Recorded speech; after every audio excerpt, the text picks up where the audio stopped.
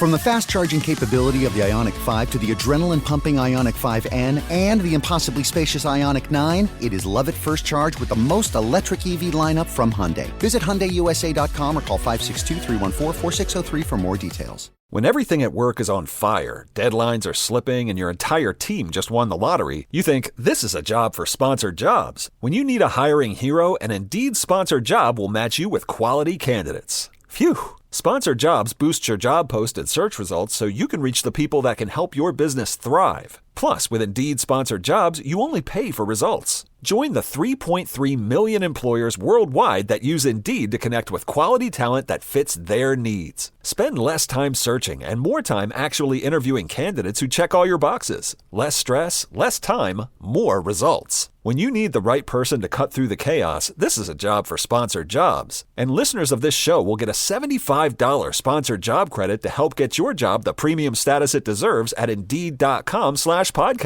Just go to Indeed.com/podcast right now and support our show by saying you heard about Indeed on this podcast. Indeed.com/podcast. Terms and conditions apply. Need a hiring hero? This is a job for Indeed sponsored jobs. If you're an experienced pet owner, you already know that having a pet is 25% belly rubs, 25% yelling, drop it, and 50% groaning at the bill from every pet visit. Which is why Lemonade Pet Insurance is tailor-made for your pet and can save you up to 90% on vet bills. It can help cover checkups, emergencies, diagnostics, basically all the stuff that makes your bank account get nervous. Claims are filed super easily through the Lemonade app and half get settled instantly. Get a quote at lemonade.com/pet and they'll help cover the vet bill for whatever your pet swallowed after you yelled, drop it. And now, here's the question. Hola, bitches. Good day to you and yours. All right, the band Sublime will release their first album in 30 years. Now, I know what you're thinking. Sure, no one was asking for that, but they're doing it anyway. So why so long between albums? Well, the original vocalist, one Bradley Noel, he died 30 years ago. So who's their new lead singer for Sublime? Bradley Noel's son, Jacob. See, like Jason Bonham or Wolfgang Van Halen and seemingly 70% of everyone in Hollywood, the kids are following in their parents' footsteps. I mean, hell, even Joseph Baina, he's following in his father's footsteps. So who is Joseph Baina? Well, believe it or not, he is the son of Arnold Schwarzenegger. And this past weekend, Joseph won his first bodybuilding competition, like his father did 3 decades ago. Actually, I want to say this kid got 3 gold medals, whatever the different disciplines are, etc. Now, we know that Joseph lifted weights and all that, but it doesn't hurt to have good genetics. Not everyone is so lucky. Whether you're just straight up ugly, and yeah, you know who you are. Whether you're balding, have a predisposition for certain diseases, susceptibility to certain injuries. Well, genetics, they have a major impact on what you can or sometimes what you even want to do. You don't get much choice in that situation, but that's how it goes. Sometimes we're like our parents strictly because of genetics. Sometimes we intentionally follow in their footsteps. Sanford & Son, for example. And sometimes we intentionally do not follow in their footsteps. But whatever the case, today's question, brought to you by our friends at Advanced Hair Restoration, is, for better or worse, how are you like your parents? To be a part of the big show, call 206-803-ROCK. Like the Men's Room on Facebook, follow us on X and Instagram at Men's Room Live. Send your emails to the Men's Room at KISW.com, and now watch the show live on YouTube at KISW Rock.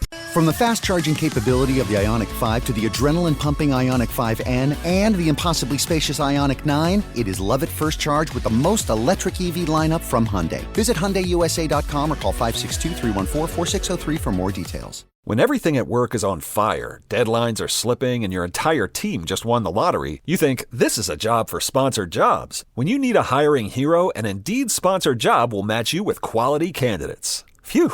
Sponsored jobs boost your job post and search results so you can reach the people that can help your business thrive. Plus, with Indeed sponsored jobs, you only pay for results. Join the 3.3 million employers worldwide that use Indeed to connect with quality talent that fits their needs. Spend less time searching and more time actually interviewing candidates who check all your boxes. Less stress, less time, more results. When you need the right person to cut through the chaos, this is a job for sponsored jobs. And listeners of this show will get a $75 sponsored job credit to help get your job the premium status it deserves at Indeed.com/podcast. Just go to Indeed.com/podcast right now and support our show by saying you heard about Indeed on this podcast. Indeed.com/podcast. Terms and conditions apply. Need a hiring hero? This is a job for Indeed-sponsored jobs. If you're an experienced pet owner, you already know that having a pet is 25% belly rubs, 25% yelling, drop it, and 50% groaning at the bill from every pet visit. Which is why Lemonade Pet Insurance is tailor-made for your pet and can save you up to 90% on vet bills. It can help cover checkups, emergencies, diagnostics, basically all the stuff that makes your bank account get nervous. Claims are filed super easily through the Lemonade app, and half get settled instantly. Get a quote at lemonade.com/pet, and they'll help cover the vet bill for whatever your pet swallowed after you yelled, drop it.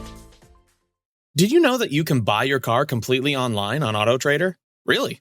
Just visit autotrader.com, filter and search through dealer listings for the car you want, make, model, color, and all the features that matter to you.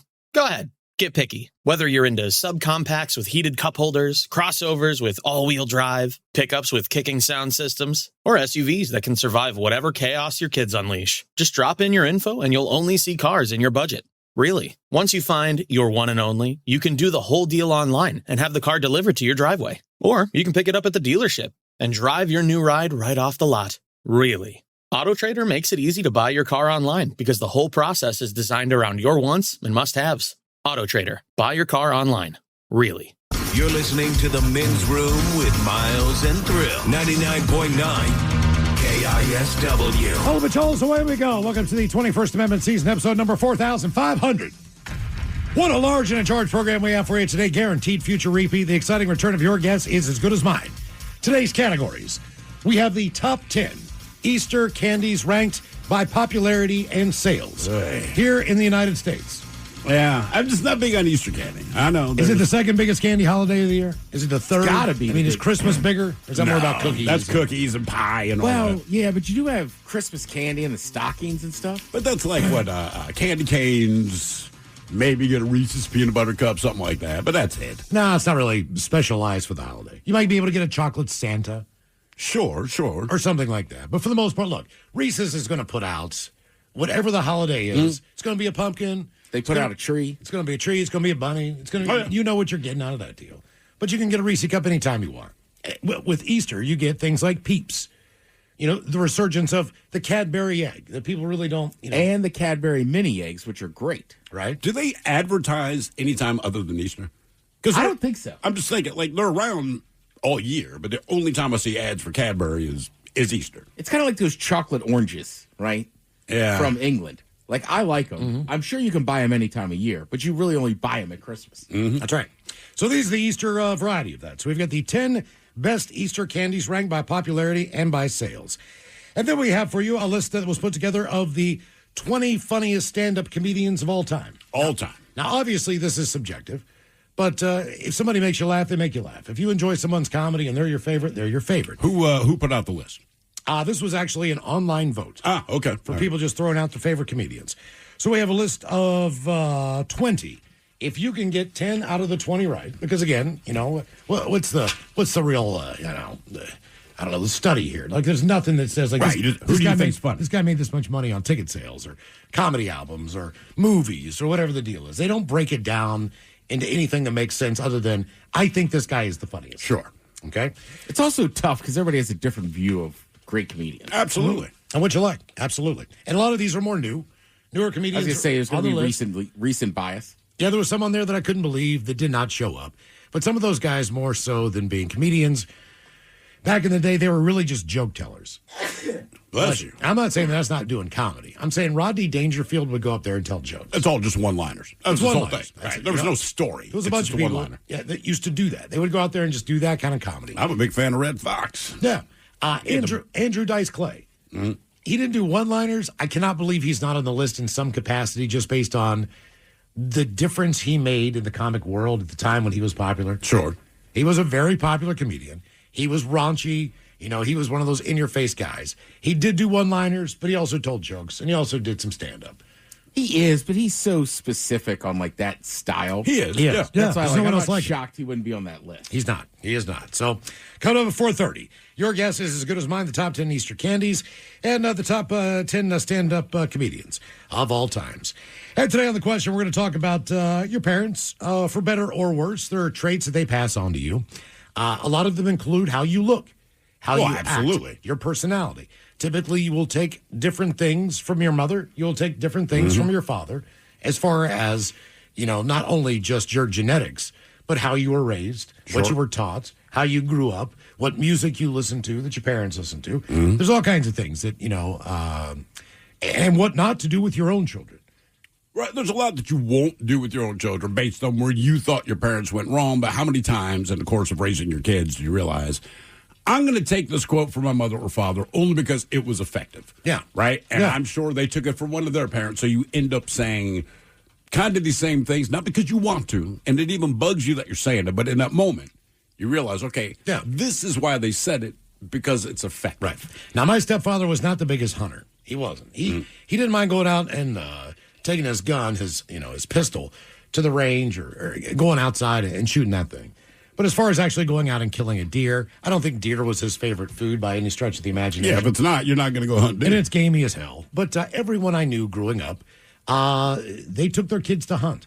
Sons, daughters, starting at the age of maybe 8 or 10. And then that lasts, a lifetime. Yeah, absolutely. And it was one of those things where I was kind of envious about it for a couple of reasons. Number one, the first day of deer season was kind of one of the few unofficial days off that we had from school.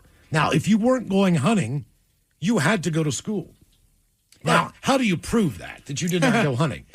I know, but I had to go to school on those days. It was called Deer Day. But I think it happened every year. But I because wanted to go out. I would have had the time off. But the teachers know your parents. They do the parent teacher. They know Right. So if you came and said I went hunting, they would say with who? And if you said, well, my dad, they'd be like, BS.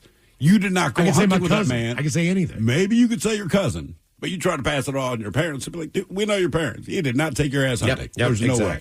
I mean, the only thing I have close to that is the Million Man March happened while I was in high school. So obviously the black students got the day off to go. Well, they were going. Right. So like we had to go to school, but I mean, we didn't do anything. Of course not. Right? Because like more than half the school wasn't there. Yeah, was it just the white kids in class that day?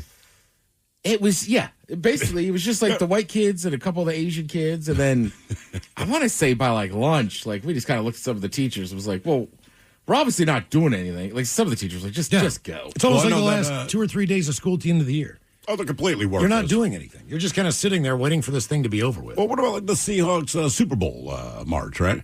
Yeah. My kid is not a Hawks fan. He still went to the parade. He did not go to school, and he went with a bunch of his friends from school that are, in fact, Hawks fans. So the word I got was out of his class, and I don't know how many kids are in the class, maybe 25, something like that, but 5 kids were in class that day.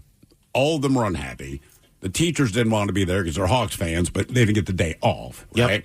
And then one of the 5 kids, I will not say who it was, but I like this move, just said, I don't feel good.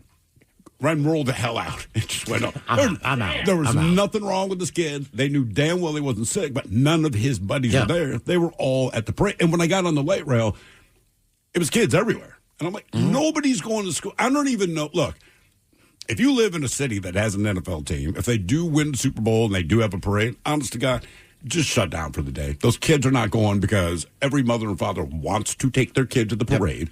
It's not a guarantee that you go back. So it's like, look, maybe it's once in a lifetime, maybe it's not. But I don't think any kid had to beg their parents to get off that day. I think it's like, Dad, I want to go to the parade. Okay, let's go. Get on the light rail. And I think it depends. Like, I don't know. Right? Like if your kids goes to school all the time, like I don't see what the horrible thing is. Like, so once in a while you take them on a trip that's probably not during spring break. They're going to miss 1 or 2 days. Right. So I'm with you. Like, they go to a parade that's going to happen maybe once in their lifetime or once while they're in that school. Like, who cares? And the thing is, nobody, because of what that parade was, no one was in school. I don't even know why they had it open. So, like, what did they miss? They didn't miss anything. Whatever the teachers had planned for that day, they didn't do it that day because 80% of their students were not there. By the time I was 6 or 7 years old, my parents would take me to as many Mountaineer, West Virginia football games as they could. And my stepfather had a guy that worked the gate, and basically we would sneak in. Yeah. We knew where we could sit in the student section because we did not have an assigned ticket. And typically with the student section, it's like, all right, 2,000, 3,000 kids are going to go here. You just go over and sit in their section. So, there's no assigned seating over there. But I even though the team wasn't very good at the time, they eventually became better when I was about 10. But I had a love of football. I mean, football was my number one sport. I practiced every single day. I go outside and kick. I go outside and punt. I would throw to friends. I love football. And it was all based on the fact that also my mom, her whole thing was she loved the marching band. Oh, was that her go-to? So we would all go as a family. It was one of the few things that we really did together as a whole. Like they would do their own parent things. Sure. Kids get a babysitter, kids would do other things, but that was the one activity that we always did together. And because of that, my entire room was decorated with football stuff. I started playing football in 3rd grade, and I didn't stop until I was 21. In Texas, they call you a late bloomer. Yeah, I mean, 3rd grade, why'd you make that ball wait till he was 8 years old? And it was, and we practiced every single day, it seemed like. And it was, it was like you do Oklahomas every day. You would do all these things that were just absolutely, and the equipment sucked. Like, if you look at the technology now, compared to then, I mean, that helmet was doing your more harm to your head than not. And everybody's thing was from the time that I was in 3rd grade to the time that I graduated high school, was does your helmet look like it has been through a war? Do you have different colors on your helmet that are not your own team's colors? Right. You know who you played if you got green all over the side of your helmet. You know who you hit. You know who hit you. And it was just one of those things where, like, it was like a pride thing. So people, of course, people would lead with their head. They'd knock the living crap out of each other. But that's how you taught how to hit. Mm-hmm. But my mom would drive me to every practice. She'd pick me up after every practice. And she did this up until the point where I started college. At that point in time, I could take care of yourself. I could get there on my own. But that was definitely one. Just the love of the game of football. Every Sunday, sitting around, watching the Pittsburgh Steelers at the time because they were the closest city. Right. And we would turn down the volume, as you would say, Ted. We would put on Jack Fleming and Myron Cope, and we would watch the Steelers every single Sunday religiously. Like, I would be pulled out of church service, which was awesome, during football season at 12:30 so that we could get our ass home in time for the 1 o'clock kickoff. Now, any other time of the year, I'd sit through the entire hour. Mm-hmm. But when it came time to play or watch football, and then game on, and then after that, we'd just go out in the yard and throw football. Yeah. Just kind of hang out and get ready for dinner. I mean, sports obviously is massive in my family too, but everybody played it, and then you kind of rotated seasons, right? So in the fall, if you went to like grandma's house or whatever, I saw my cousins, you play football, right? And then by Easter dinner, baseball. Yeah, you're kind of. They had a hoop, so we had Easter dinner at their house. So okay, you get some shots up, and then wiffle ball all through the summer. But I mean, we had a solid rotation of sports. Yep. Right. We played every Thanksgiving morning. Everybody. Did you call it the Turkey Bowl? We call it the Turkey Bowl. Everybody calls it the Turkey Bowl. Right, and then it's always discussion. We're going to play tackle, 2-hand touch. It was always 2-hand touch because the adults were smart. Yeah. Yes. Well, Arnold Schwarzenegger's his son won his first bodybuilding competition. This was the child he had with the nanny? The nanny, or the housekeeper. Somebody on an his employee. Staff. Is it Baena? Is it Joseph Baena? Is that what you said? That? I'm not sure. I just said Baena. I don't know. All right, maybe Baena. Just made his dad proud. He took home his first gold at a bodybuilding championship over the weekend. Baena took home actually 3 gold medals from the NPC Natural Colorado State Championship in Denver on Saturday. And that event marked his bodybuilding debut. Oh, really? He'd never done this before. And obviously decades after his dad was the man around the world. Was it Mr. Universe? Mr. World. I mean, he was everything. Yes. Right. He touched them all. He was like if you won all the majors in golf, he was the Grand Slam champion. Whatever the one is in Ohio, the big one, he wins that one every year. Used to. Well, it's the Arnold Championship now, right? Oh, do they call it the It Arnold? used to be something else. Damn. They named it after him. Yeah. But you notice they went with his first name. Yeah. You really go ahead and just use your first name on this one. Avoid any confusion. Yep. He plays first in the men's open bodybuilding heavyweight class contest, as well as the classic physique, true novice, and classic physique novice contests. Also took home the silver medal in the classic physique open class C show. Whatever. Mission accomplished, Boehner wrote on his Instagram, he said, adding a gold medal emoji in a post. The official account for the Arnold Sports Festival, an annual competition for professional bodybuilders, strongmen, and fitness gurus, they were fired up after Schwarzenegger shared a supportive message in the comments. Let's go. Yeah. He was recently seen at the famed Gold's Gym in Venice, California, which is also where his dad used to train. He is 28 years old. He is the son of Patty Bea, a former, they say, domestic employee of the Terminator star, and his ex-wife, Maria Shriver. I believe that was the end of that marriage. That is what ended I think it. so, Because I want yeah. to say she had the son. Ooh. And the kid was like 7, 8, 9 years old or something. So the kid had been around, but Maria certainly did not know about it. Bea was born 5 days after the birth of Arnold's youngest with Shriver.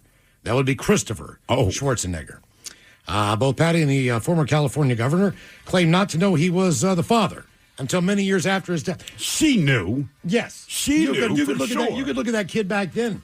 He looked like Conan the Barbarian. Yeah, Conan the Barbarian. That's exactly who he The was. first time I saw that kid, I'm like, if I saw you at the airport, I'd be like, you know you're related to Arnold Schwarzenegger, right? I can tell. Do you know that? Damn, 5 days. The kid was born 5 days. You could just hear him go, That's a busy week Yeah, it was. on both ends. Yeah. We might have to make the bet again. So our question, for better or for worse, how are you like your parents? 206-803-ROCK. It's hard not to love Hyundai's electric EV lineup. From the ultra-fast charging capability and long range of the Ioniq 5 to the impossibly spacious and luxurious cabin of the Ioniq 9. And the super powerful Ioniq 5N with up to 641 horsepower with N-Grin Boost engaged. It's love at first charge with the most electric EV lineup from Hyundai. Visit HyundaiUSA.com or call 562-314-4603 for more details. When everything at work is on fire, deadlines are slipping, and your entire team just won the lottery, you think, this is a job for sponsored jobs. When you need a hiring hero, an Indeed sponsored job will match you with quality candidates. Phew!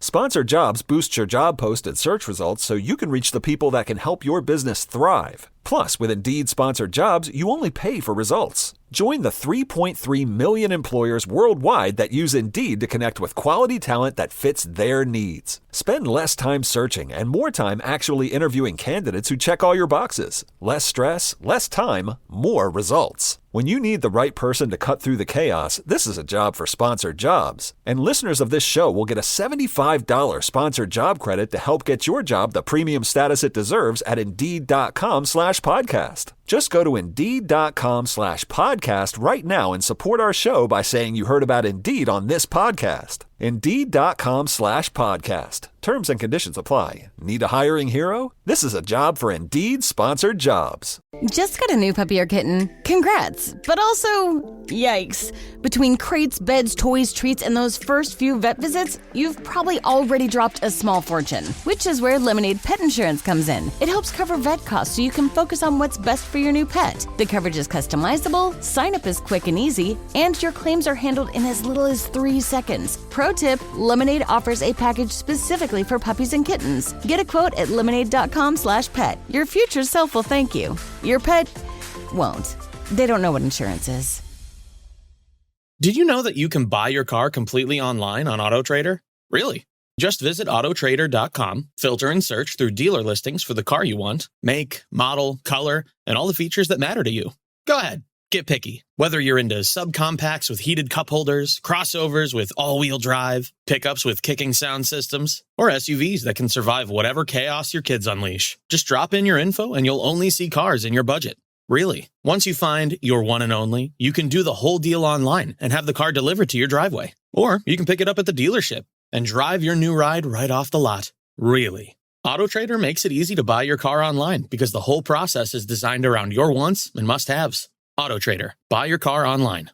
Really. I'm Spencer, and I work at United Healthcare. So, Spencer, why do you care? I care because my daughter, Adeline, has special needs. I am motivated by Adeline, who inspires me every day. I am driven to help families like mine navigate the healthcare system. I'm so blessed to lead an amazing team at United Healthcare focusing on the member experience and making that better. I'm Spencer, and I'm committed to care. Always live on the free Odyssey app. From the Pinky's Plumbing Studio, you're in the men's room. Text the guys at 206-803-ROCK. Here's a word, a handful of foursomes remain. for the KISW Miles Montgomery Golf Classic presented by Pinky's Plumbing. Going down Monday, June 8th this year. We're headed up to Redmond Ridge Golf Club. Beautiful facility, unbelievable golf course. Food's just absolutely outstanding. All right, good to know. Get up there early. Grab yourself some breakfast. I think we supply the breakfast for all of the tournament players. I believe we do, yes. And lunch as well. And by we mean someone else entirely. Exactly. Someone who can make the food. But the grand prize this year, tickets to Guns N' Roses with the Black Crowes up in Vancouver, BC. That show's August 29th. That includes 4 Amtrak tickets, 2 nights in 2 double rooms. You get 1 night, and you get 2 double rooms. Right. So you get 2 hotel rooms altogether for 1 night to see the show. Then you Amtrak it back home. We also have VIP tickets to Unwrap, the acoustic holiday show going down this year once again. Godsmack tickets for their show at White River. Last place, once again, will be 1 small T-shirt. Yes, to share among all of your friends. But it's going to be a great day. So if you got to force them together, please sign up now. Bless you. At KISW.com. You have any Hollywood music? Do I have any Hollywood music? Hollywood music. I always have Hollywood music. Well, look, today, there it is. We're talking, for better or worse, how are you like your parents, right? And a lot of people want to avoid being their parents. I'm just looking at people in Hollywood whose parents are also in Hollywood. Right? Well, this could take hours. It is so many people. So you start with Jamie Lee Curtis. She's the daughter of Janet Leigh and Tony Curtis. Dakota Johnson, Melanie Griffith, and Don Johnson. Kate Hudson, Goldie Hawn's her mom. Nicolas Cage, related to Francis Ford Coppola. Laura Dern, her parents are Diane Ladd and Bruce Dern. Maya Hawke from Stranger Things. She's the daughter of Ethan Hawke and Uma Thurman. Zoe Kravitz, daughter of Lisa Bonet and Lenny Kravitz. Emma Roberts, daughter of Eric Roberts and the niece of Julia Roberts, because Eric and Julia, both in Hollywood, they're brother and sister. Michael Gandolfini, that's right, son of James Gandolfini. Billy Lord, did not realize this one, daughter of Carrie Fisher. Dom Hall Gleason, he was the redhead bad guy in the latest Star Wars movies, and he's on a sitcom now, which I cannot remember the name of. Son of actor Brendan Gleeson. Louis Pullman, son of actor Bill Pullman. Mariska Hargitay, that's been on, Law and Order for the last 430 years. Yeah, she's the daughter of James Mansfield. Lily Collins, doing well for herself, daughter of Phil Collins and his forehead. Jennifer Landon, the daughter of Michael Landon. The entire Coppola family, which is Nicolas Cage, Sofia Coppola, and Jason Schwartzman. I didn't know that. Yeah, Jason Schwartzman, the man who put his penis in the pie, an American Pie. Think about that. He's related to the Coppolas. By the way, he recently pointed out the difference between American Pie being rated R and NC-17, this is true, is how many times he thrusts the pie. So they managed to get the R rating of the movie because he did it 3 times. They said if you do it 4, NC-17. That's how the movie industry works. There's the Barrymore family, of course, Drew Barrymore, descendant of the iconic Barrymore acting family. There's Bryce Dallas Howard, who's the daughter of actor-director Ron Howard. There's O'Shea Jackson Jr., played his father Ice Cube in Straight Outta Compton. Angelina Jolie, she's the daughter of John Voight. Jeff Bridges, huh? I don't know. I remember that one. I don't know how that created that. Her mother must have been a smoke show. Must have been an absolute dime. Because that dude, I know, I've done the same thing. Liza Minnelli, she was the daughter of Judy Garland and Annika. George Clooney is the daughter of Rosemary Clooney, some storied actress back in the day. So even when he tells his story, he's like, man, when I got to Hollywood, I had to spend the night in my car. And I'm like, your aunt is Rosemary Clooney. That's her mom. All right, not bad. She definitely, Angelina Jolie definitely looks more like her mom than her dad. It happens in music a There's lot, Chet too. Hanks, Tom Hanks, right? Yeah. Music. Who are you thinking of music? Well, you got Wolfie Van Halen. Right, you got Wolfgang Van Halen, Jason Bonham. Music's a little bit tougher because some of them are good. Sure. So, Wolfgang, obviously, very talented. His father's super famous, but he's also good, right? Even Miley Cyrus, in her defense, I think she's broken past. She's a much bigger star. than Billy Ray. Jacob Dylan from the Wallflowers is Bob Dylan's son. Right. Right. I was just seeing this Julian list the other Lennon. day, and it's some of them, they're big pop stars, but their parent or their uncle is a super producer. Right, exactly. So you just get brought into these rooms that you kind of already have a. Well, see, but it only seems to happen in that world. It happens in saying athletics those are cool professions as far as what the public perceives them to be. But I think you want to follow in their footsteps in that case, right? If your dad's a lawyer or an accountant, there's nothing wrong with that. But do you feel like doing all the studying? Frankly, I don't. Or are you smart enough? Are you smart enough? Do you want to put in all that?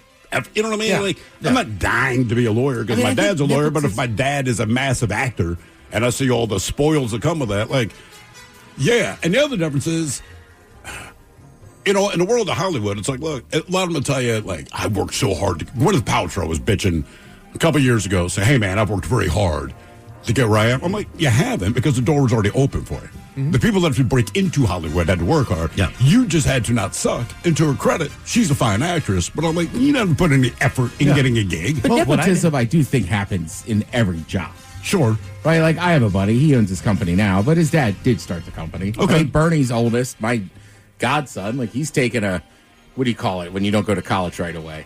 Not a hiatus, say a sabbatical. Something year or whatever. Oh, yeah. Springer. Yeah, he's just like, look, I just want to start working for the company. So eventually, and Bernie will make him go work on the trucks, but it helps having your dad own the company. Shoot, I wouldn't have gotten near as far in the auction industry as I have already if I didn't have my dad opening all the doors. But then your grandfather also... My grandfather did it as well. Would you have been interested in it, do you think? If you had not been around it and someone said, man... Oh. Because there's not a lot of people, if you say, hey, man, would you be interested in doing an auction? That's one thing, my kid's school. It's another thing to say, would you want to be an auctioneer? Right. Where you realize, there's actual training in this. Exactly. No, I wouldn't. It wouldn't have even been on my radar, dude. Right. I'd have been like everybody else and said, man, I never actually knew that people did that. Like, yeah. Is that most of the people in that profession, though? Because I've never met anyone who said, I want to be an auctioneer. No one said I don't want to be. It just doesn't come up. There's quite a few nepo babies in the auction industry, but there's a lot of others that are cutting their teeth, and it's brutal just because there's so many of us. Shoot, I had the doors open. Yeah, my dad had me in tow in there, and so I could walk my way into certain jobs. So, but others they've got to scratch and bite and fight and get their way all the way up there, just like he had to. Sure. So, I mean, it wasn't the greatest job, and if my mom didn't work at the AFL, I probably wouldn't have gotten on the night crew. No. I don't know that people were banging down their door to be a nighttime janitor. But like in my world, my stepfather was a lawyer. Yeah. And, he had some really shady clients. Sure. So, I mean, we had to lock our doors all the time. We had he had guns stashed. But at least he made it seem interesting. Like most people that are lawyers, they're lawyers. But when you tell the stories of your stepfather, I'm like, scary, yes. But you go like, the problem is it's who he was defending. It wasn't necessarily the other parties most of the time. Right. He was dealing with the criminals. Of course. He was dealing with the other side. He wasn't part of the prosecution. He was a defense attorney most of the time. Sure. And these guys were also guys that couldn't. They were guilty. So, and a lot of them that he got off couldn't pay. They couldn't pay him, but they had certain skill sets. So, now we've got, I don't know, this dude out in our yard for 3 days building a fence. And that's how he's going to pay him back. But he's there all the time. You know what I mean? Like coming in and out of the house. And I know damn well it's in the paper what this guy did. He got off. Right. But he did. OJ got off. But what they said he did. And so also he would always come home in a suit. He had cuffs. We were always at the frickin' dry cleaners. Yes. And, as far as Sunday goes, as you're growing up as a kid, your dress clothes never fit because you just outgrow them so fast. You wore them twice a year. So, right? And I mean, that was it. It's uncomfortable to put on a tie, even if it was a clip-on. Felt like I looked like a clown. Like the one thing with me, I was like, I just don't want to have a job. I don't mind wearing a suit every once in a while. I just don't want to have a job where I have to wear it every single day. Amen. And look like that to do a job that ultimately, it is interesting. But at the same point in time, I don't know if I'm smart enough to even do it. I don't know how I would have done in law school. I will say the one thing I did get from my father is what you're saying. I just knew I wanted a job where I didn't wear a suit, right? Because it just, I don't think he hated his job. I used to polish shoes. No, but that's what I'm saying. In the living room. He had to polish shoes.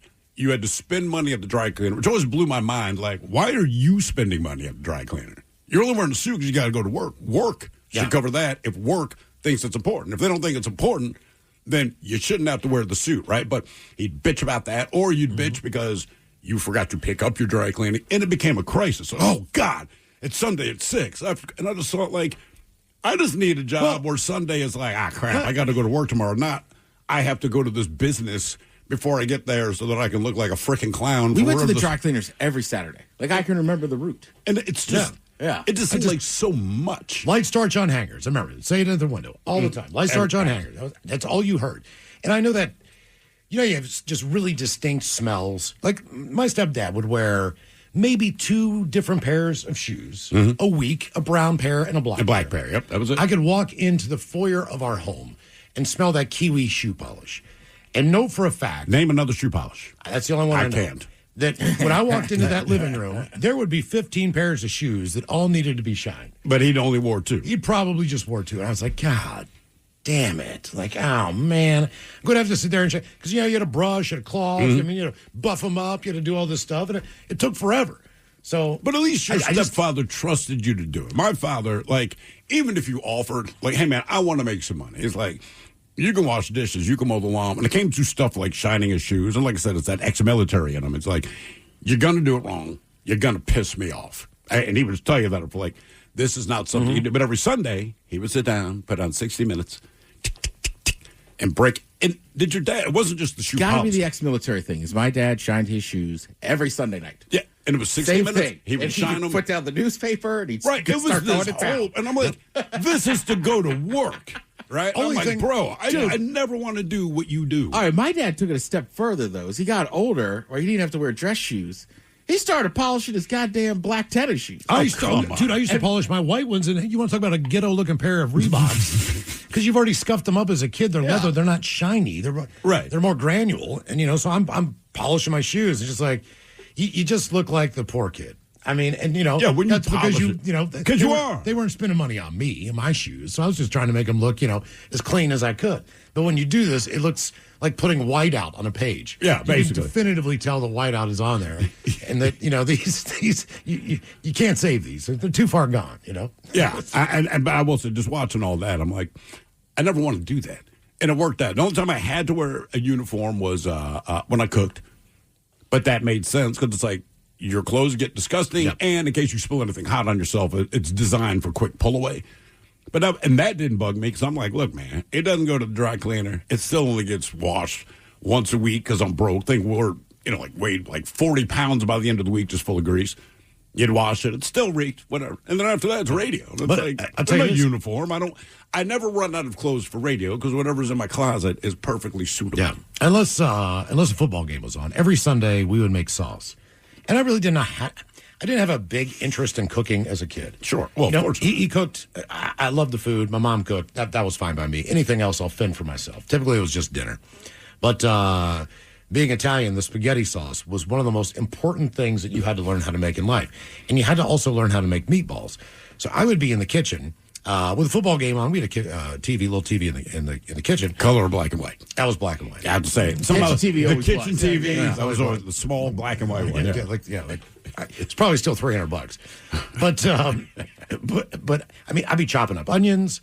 I learned how to make his mother's recipe for meatballs, which obviously she passed on. She passed that on from her grandmother, okay, and her mother, and all these. Oh, really? So this is a lineage recipe, and I've got it, and I make it, once a month. I made some last weekend, and I've got like 6 batches of sauce and meatballs ready to go. Yeah, in the freezer. I can eat it at any time. But you only in my family made that on Sunday, and you ate it only on Sunday.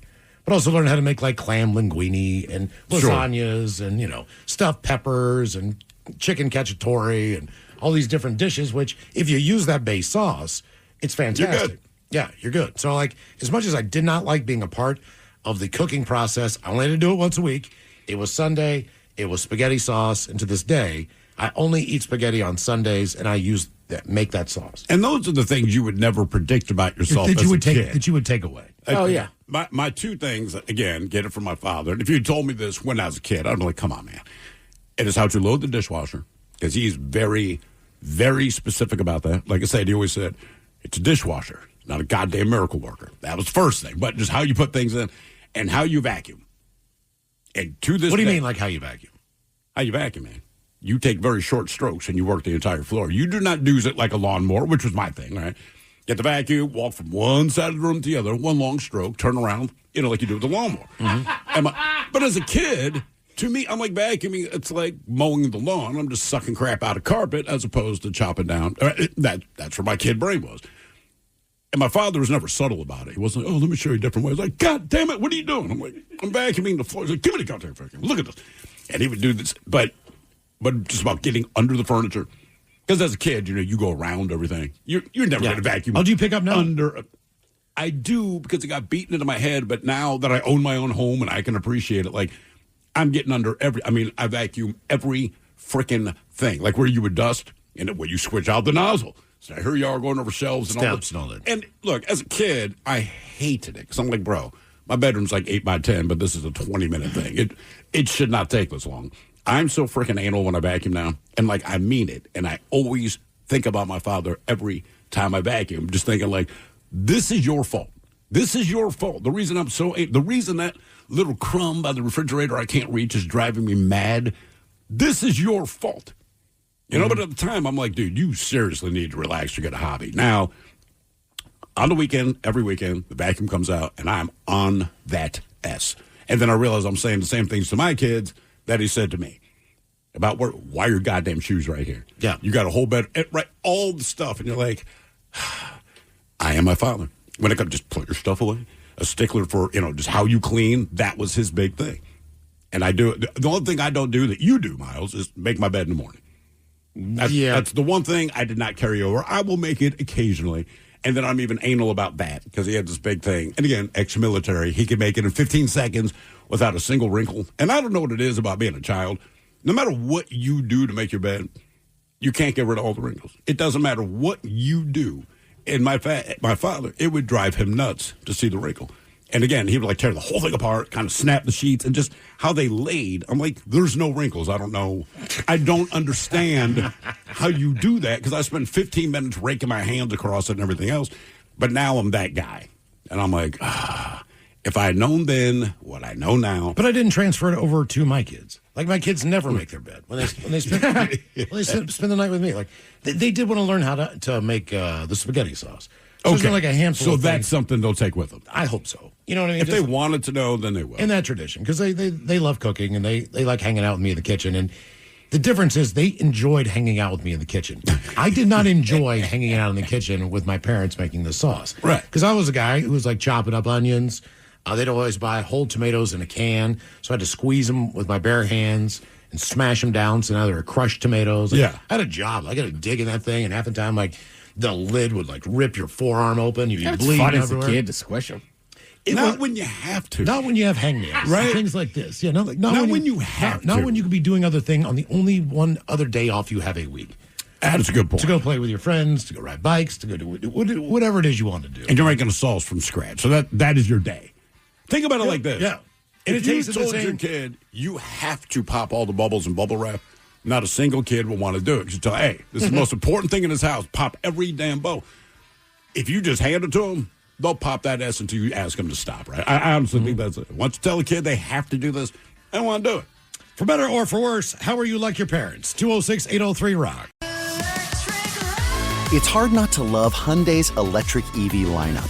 From the ultra-fast charging capability and long range of the Ioniq 5 to the impossibly spacious and luxurious cabin of the Ioniq 9. And the super powerful Ioniq 5N with up to 641 horsepower with N-Grin Boost engaged. It's love at first charge with the most electric EV lineup from Hyundai. Visit HyundaiUSA.com or call 562-314-4603 for more details.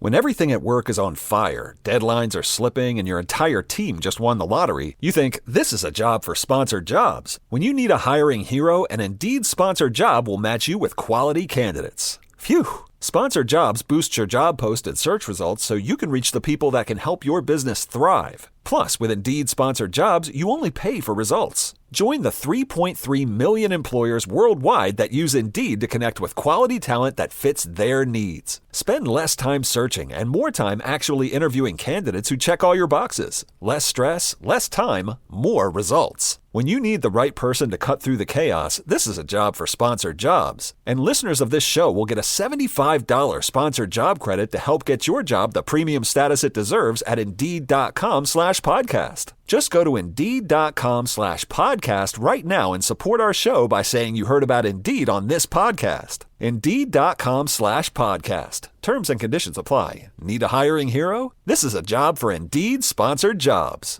Did you know that you can buy your car completely online on AutoTrader? Really? Just visit autotrader.com, filter and search through dealer listings for the car you want, make, model, color, and all the features that matter to you. Go ahead, get picky. Whether you're into subcompacts with heated cup holders, crossovers with all-wheel drive, pickups with kicking sound systems, or SUVs that can survive whatever chaos your kids unleash. Just drop in your info and you'll only see cars in your budget. Really? Once you find your one and only, you can do the whole deal online and have the car delivered to your driveway. Or you can pick it up at the dealership and drive your new ride right off the lot. Really? AutoTrader makes it easy to buy your car online because the whole process is designed around your wants and must-haves. AutoTrader. Buy your car online. Really? I'm Brian. I work at United Healthcare. So, Brian, why do you care? I care because I don't want to leave anybody behind. I oversee one of the biggest resource centers in United Healthcare. I see people walk in my office every day, just like my parents. They have no idea about the healthcare. I feel like they are my uncles, aunties. I treat these people like family. I'm Brian, and I'm committed to care. When it comes to doing taxes, things have officially changed. We're stepping into a new era, and Intuit TurboTax is leading the way. With TurboTax Expert Full Service, you can match with your dedicated TurboTax expert who will take your taxes off your hands entirely. All you do is upload your documents, and your TurboTax expert handles the rest from start to finish. And here's the best part. You can actually see real-time updates on your expert's progress while you go about your day. No guessing, no waiting around wondering what's happening, just total clarity. Plus, you can reach out with unlimited questions at no extra cost, even during nights and weekends throughout tax season. And because they're focused on your unique return, you can feel confident you're getting every dollar you deserve. Visit TurboTax.com today to match with an expert. Real-time updates only in iOS mobile app. Springfest means more sun, more fun, and more free at Lowe's. Keep your yard in line with an additional free Ego 56-volt battery when you buy a select Ego mower, trimmer, or blower. Plus, keep landscaping fresh with Stay Green 1 cubic foot garden soil, 5 bags for $10. Our best lineup is here at Lowe's. Valid through 4/8 while supplies last. Selection varies by location. Soil offer excludes Alaska and Hawaii. Nerds! Today's episode is sponsored by NerdWallet's Smart Money Podcast. Personal finance can feel like a pop quiz you didn't study for. This podcast is your study guide. On NerdWallet's Smart Money Podcast, you'll hear from trusted journalists who explain the why behind major financial decisions. You'll get research-backed insights and clear pros and cons, whether you're planning a big purchase or just want to grow your wealth. Make your next financial move with confidence. Follow NerdWallet's Smart Money Podcast on your favorite podcast app. Just got a new puppy or kitten? Congrats! But also, yikes. Between crates, beds, toys, treats, and those first few vet visits, you've probably already dropped a small fortune, which is where Lemonade Pet Insurance comes in. It helps cover vet costs so you can focus on what's best for your new pet. The coverage is customizable, sign-up is quick and easy, and your claims are handled in as little as 3 seconds. Pro tip, Lemonade offers a package specifically for puppies and kittens. Get a quote at lemonade.com/pet. Your future self will thank you. Your pet won't. They don't know what insurance is. 99.9 KISW. The shenanigans continue. This is the Men's Room with Miles and Thrill. For better or for worse, how are you like your parents? 206-803-ROCK. Sublime, they're going to release their first album in nearly 30 years. And they're first with Bradley Noel's son, Jacob, as the frontman of the band. All right. Okay. Is that weird? I mean, just because you're, roughly speaking, 30 years younger than the guys in the band. You know, I mean, I don't know. Look, Wolfie played with Van Halen when David Lee Roth got back with the band. They kicked Michael Anthony out and put Wolfie on bass. Right, yeah. I mean, but at least he's with his dad and his uncle, right? So with Wolfgang Van Halen, you grew up with Alex and Eddie. Apparently, they were all super close. So it's still probably weird, but you're like, all right. But I grew up and I hung out with these guys in the studio. You know, with this guy, it's like, dude, it's been 30 years since they've done anything. These are your dad's old... It'd be like my son filling in for me with you guys because I dropped dead today. That would be awesome. Yeah, I know it would be. Bring the comedy. Yeah, no kidding. I mean, I'm sure the shows are fine. I would think pre and post are a little different.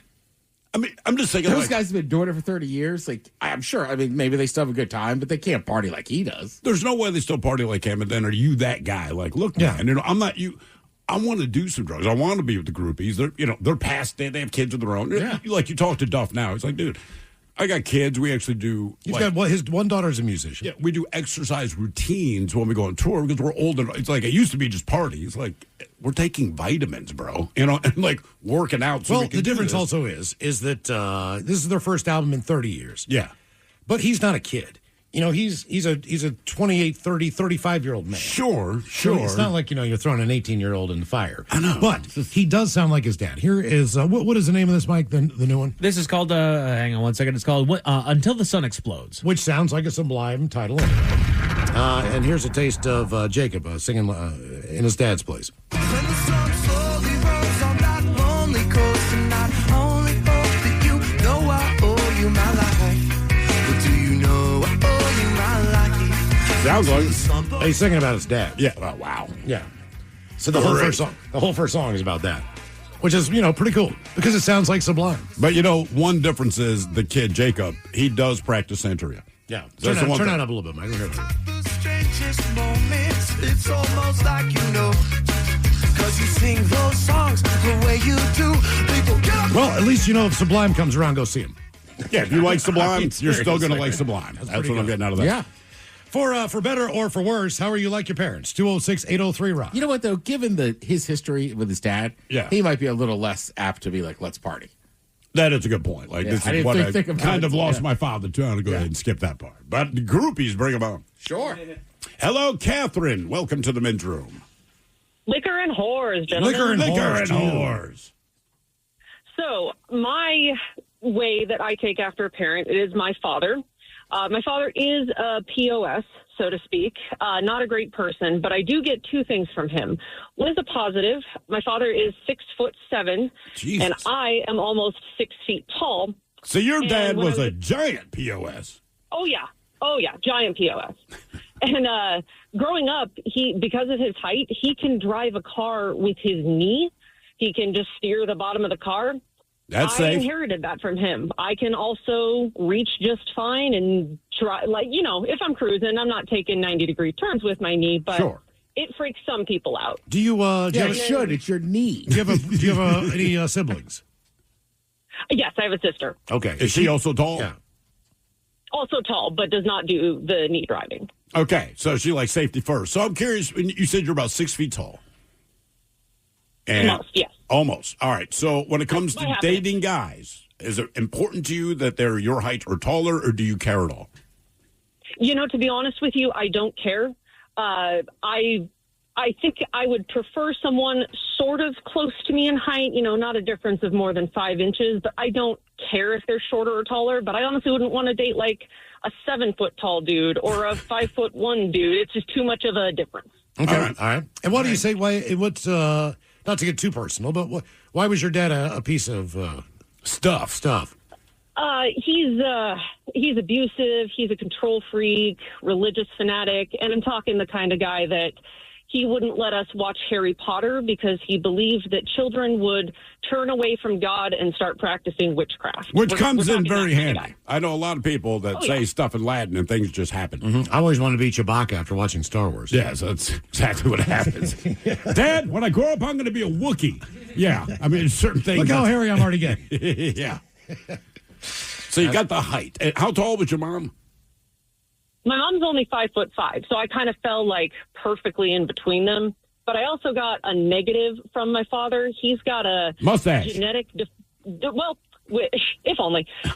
He was born with a genetic deformity with his hands. His fingers were fused together, and I got my own weird fingers. So if you've ever seen or heard of someone having toe thumbs, I've got toe thumbs. I've got fat, wide, useless little thumbs. And my pinkies are half bent to the side, thanks to him. Yeah, my brother's got toe thumbs. Where does that come from? Do we know? I don't know, because my thumbs are just thumbs. You got normal thumbs. That's toe thumb, huh? I'll be damned. Are you it's all wide. It looks like his big toe. When you have toe thumbs, as you say, yes.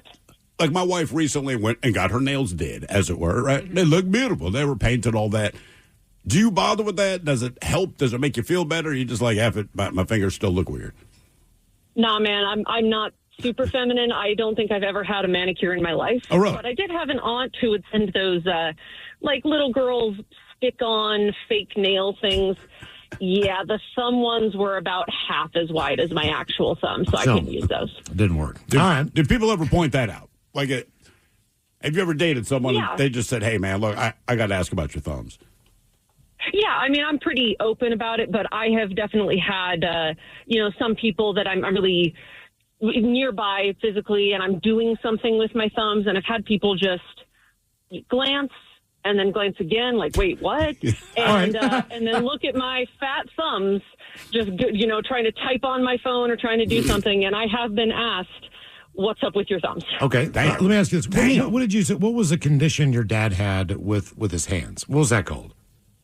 Okay, this is going to get real scientific. I've got the names for all of them. So my father was born with syndactyly, which means fingers together. And then my finger conditions, my thumb condition is called brachydactyly, which means short finger. And my bent pinkies that I mentioned is clinodactyly, which is bent finger. Did they separate your dad's fingers? Yes. He did have it surgically separated. Because he could have been a world champion swimmer. He's 6'7". Yeah, seriously. We're looking at pictures now. I mean, they're basically flippers at that point. Yeah, seriously. You could really get some momentum with those things. Are there any other weird physical traits about you other than the dactyls? Obviously, your fingers were just like an afterthought as far as things went. Like your toes. God just didn't think about my hands. I've got huge feet, women's size 13. All right. I can't find shoes anywhere. You got to go to Nordstrom Rack. Yeah, seriously. I mean, that's... Yeah, dude. Nordstrom Rack has got size 13. It's a selection of maybe 7 total shoes, and they are almost always butt ugly. Why can't you buy, like, men's size 12? I do, actually. Most of my shoes are men's shoes, and I just have to desperately try and find women's shoes somewhere online. Okay. All right. How much extra does that cost on average, right? So the average woman wears like an 8.5, right? So if it's a $120 pair of shoes at 8.5, how much would yours be women's 13? It's mostly the rarity. Like a given shoe is not going to be more expensive, but almost nothing, genuinely, almost nothing comes in a 13. The max is usually 11 or 12. Sometimes I can fit into a 12, but for 13, it's like you're pretty stuck with a limited selection online. Not a lot comes in that size. That makes sense. So yeah, it is more expensive in there's very little supply. I have one other question, right? Because sometimes you're a part of a club that you don't necessarily know you're a part of, right? So once I had kids, I realized there's this entire club of parents. It's just one of those things where you give each other a knowing look, right? As a black dude, if I see a brother in Idaho, we're probably going to make friends. So when you see another super tall woman, do you guys just kind of automatically talk? I did a little bit. To be honest with you, I don't run into people my height, women my height. That's why I'm often. asking, right? Obviously, they exist, Yeah.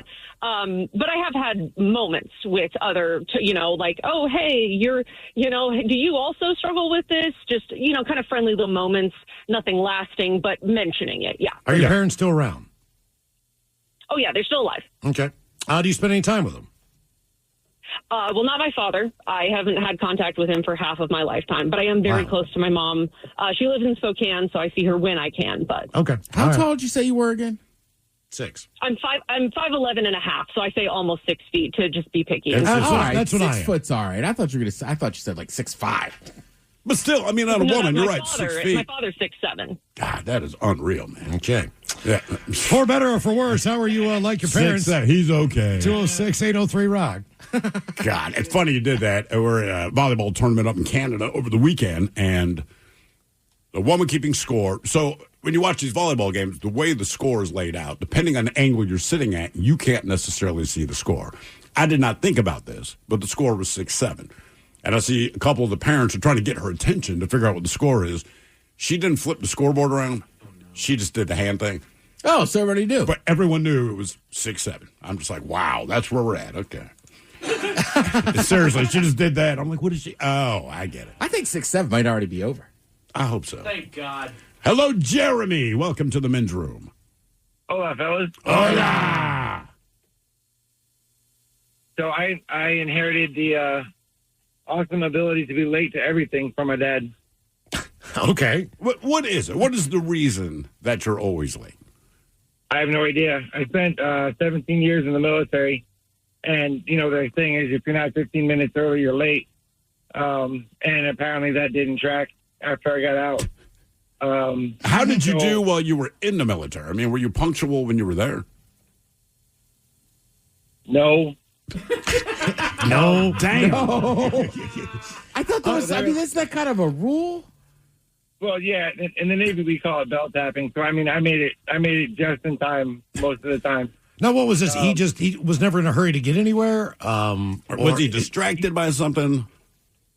I definitely distracted by stuff. And if I have appointments and stuff that I have to be on time for, I'm on time. But if it's left to my own demise or like a friend gathering or whatever, I'm usually kind of late. And God forbid they change the time to an hour later or so. And you're giving a procrastinator with ADHD extra time, and that's just horrible. Well, it's their fault for telling you. My buddy Tony was like this, and we realized, and he was always late, and the first words out of his mouth were always, "It's not my fault." Maybe it was, maybe it wasn't. We just stopped caring, but we would lie about what time we want to do something, and we would change it, honestly, by 45 minutes, and that way he'd show up like 5 minutes early. And that way... A lot of my friends would actually change the time to an hour early for me. You're going to be late by an hour. I mean, I think if you know... Well, I'm not by a full hour, but I mean, they would just say, if the event was at 3, they would just tell me 2. And then knowing I'd show up anywhere between 2:15, 2:30, and then I would be early. I don't know what's Miles. There is a difference. Like, if you're 10 minutes late to, like, a social gathering. Whatever. Yeah. But we all know one person's like, when you're, like, an hour or 2 late, it's like... Dude, yeah. Especially if you're going to a bar or you're going to get dinner with like, somebody... Because you're waiting. And sometimes, like, we might only be, like, if me and Mike are like, hey, we're going to go to this bar, we're going to get some food and have some beers. Yeah. We're only planning to be there for 2 hours. So if you show up 2 hours late, you missed it. Okay, how about your mom? Did you take any traits from her? Nah, he's gone. Oh, okay. He's gone. I will say, as far as our friend Batman, very often late to things, notoriously. But my favorite was, Castle was just irritated once. I'm like, what's up, man? And he's like, Batman called me to see if me and my wife wanted to meet Batman and his wife, Ms. Batman, out for dinner at this particular... It was, what's the Mexican joint in Greenwood? Chupacabra. You want to meet at Chupacabra, say at 4 o'clock, we're going to have dinner. Castle's like, absolutely. And keep in mind, Batman invited Castle. So Castle's like, Castle's pretty punctual, right? He's like, I got there at 4 o'clock with my wife. Batman showed up around 6. It was 2 hours. It was 2 hours. He's like, so I'm sitting there with my wife, and look, they have a bar, and they have all the good munchies and everything. It's like, but we showed up hungry because the idea was we're going to eat, and then, like, we don't want to order our dinner in case Batman comes rolling in. So he's like, we're 3 sheets to the wind because we're sitting there for 2 hours drinking and eating chips, trying not to eat. The Batman finally showed up, and they had their dinner, but he's like, who does that? Who invites you, and then they show up late? And it'll be like, it's one thing if I invited him, and then I could, but he's like, he invited me. He's like, I did not have plans to go there. And then he invited me, and he's like, he told me that's a story. a good idea. They were going to watch the Kraken, like in a bar, probably Angry Beaver or something. Yeah, like he got there in the third period. And I mean, hockey takes a long time. It's not like a quick and it's game. only 3 periods. Right, exactly. It's unbelievable, man. By that time, all the seats are taken. Yeah. People have already started to kind I of would camping think into their place. The other rule is, especially right, at a hockey bar. and like if you're notoriously kind of late or whatever, Yeah. like it's fine, but just don't say you're showing up early. That's all. Yeah, I went through it recently, and it was just like, you don't have to give excuses, but why did you say you were going to say show up early? We both know you weren't. And it turned out it was like 10 people getting into an argument. I'm like, hang on. Right, yep. Like, we're not getting into the stupid argument because it's pointless. Well, one thing I did find out is my kid got accepted to a high school. We went to one of these orientations, and I see Batman walk by. His kid's there, right? Which is cool. Our kids will be going to school together, and I'm just like, man, this kid, I'm just wanting to tell him, hey, you can't be late, man. Like, they're going to mark this. I don't know if you got this from your father or not. I don't know, but I've known this man for 20 years now, something like that. He's never, ever on time, ever. That's why I didn't fly anywhere. He was probably born at 19 months. I mean, that's just how this guy is, right? He's born in first grade. So I was looking at his kid like, bro, seriously, man, you got to show up on time to school. They're going to mark. Oh, yeah. Punctuality was a huge deal growing up. You need to catch the bus, if whatever it is. When that bell rings, you need to be in your seat. Period. All those things. If not, you're going to get a point. No, I couldn't afford, just based on my academia. No, I could not spare. To get chunked down like 5 points in the class, 10 points in the class. The least I could do is show up. If I show up, then whatever I do, that's on me. But at least I'm not hurting myself. Well, my son's got a friend who, the grades come out, 4 times a year, whatever it is. And kids' grades are okay, but it's like, well, he was marked late, 13 times one quarter or something. So my wife's talking to my kid going, how was he late 13 times? So, well, he got in after the bell rang. She's like, he's in the parking lot when we get there. The kid is physically on the school grounds. How does he not walk 30 feet to the door doing his hair? That's not even a joke. He's doing his hair. He is doing his hair. And I guess this particular kid, very vain about his hair, will not show up in homeroom until his hair is whatever the F it is. He thinks it. And I'm like, oh, my God, man. You're in 8th grade. Don't worry about it yet. But the kid is late 13 times in a quarter in spite of the fact that he is physically present at school. Like, Jesus Christ. Come on, man. Some people have bad parents. I mean, seriously, come on. That is kind of wild. Like, you've already done the hard part. You got there. He's there. That's what my wife the hard was part like, of time is getting somewhere. Yeah. Here's a doozy of a parent situation. A Philadelphia Phillies third baseman, Alex Bohm, is suing his parents, accusing them of quietly siphoning off millions while they were overlooking his money. In a lawsuit that was filed last Wednesday in Philly, the 29-year-old alleges that Daniel and Lisa Bohm, his mom and dad, set up multiple LLCs to hold his baseball earnings when then they diverted funds for their own use. He's seeking at least $3 million in damages, which is almost the amount that they basically stole from him. It should be exactly what they stole. A full accounting and control of the entities tied to his finances and real estate. The complaint says that this began in 2019 when he said his parents told him that they needed a 10% stake in the LLCs on paper to help him manage his affairs while he played baseball. But all the assets remained his. Instead, he alleges, they moved money from his personal accounts into company accounts, used the latter to pay for their own expenses. In a statement through their attorney, the parents denied any misappropriation, said they're deeply saddened by these allegations from their son. Because they got caught. Yeah, the kid's lawyer says a detailed financial review is underway. He was the 3rd overall pick in 2018. He did homer on opening day. His only statement to the press was, I'm not going to address any personal matters right now concerning my parents. I'll answer any questions about the game, though. That is ridiculous, man. That's Come not on. a good spot. For better or for worse, how are you like your parents? 206-803. Springfest is happening now at Lowe's. Keep the spotlight on your yard with Stay Green Premium 2 cubic foot mulch, 5 bags for $10. Plus, when you want more help indoors, get up to 40% off select major appliances that help you supercharge your chores. Our best lineup is here at Lowe's. Valid to 4/22 while supplies last. Selection varies by location. See Lowe's.com for details. Mulch offer excludes Alaska and Hawaii. Nerds! Today's episode is sponsored by NerdWallet's Smart Money Podcast. Personal finance can feel like a pop quiz you didn't study for. This podcast is your study guide. On NerdWallet's Smart Money Podcast, you'll hear from trusted journalists who explain the why behind major financial decisions. You'll get research-backed insights and clear pros and cons, whether you're planning a big purchase or just want to grow your wealth. Make your next financial move with confidence. Follow NerdWallet's Smart Money Podcast on your favorite podcast app. Just got a new puppy or kitten? Congrats, but also, yikes. Between crates, beds, toys, treats, and those first few vet visits, you've probably already dropped a small fortune, which is where Lemonade Pet Insurance comes in. It helps cover vet costs so you can focus on what's best for your new pet. The coverage is customizable, sign-up is quick and easy, and your claims are handled in as little as 3 seconds. Pro tip, Lemonade offers a package specifically for puppies and kittens. Get a quote at lemonade.com/pet. Your future self will thank you. Your pet won't. They don't know what insurance is. You probably know Vistaprint for business cards, but did you know we print everything you need to get your brand in front of your fans? We print banners and signs that help your business stand out. We print postcards and flyers that get people talking. And we print must-have merch like tote bags, t-shirts, and water bottles. Whether you want a few or a few thousand, we print on everything so that customers can go from noticing your brand to falling in love with it. Right now, new customers can get 20% off with code NEW20.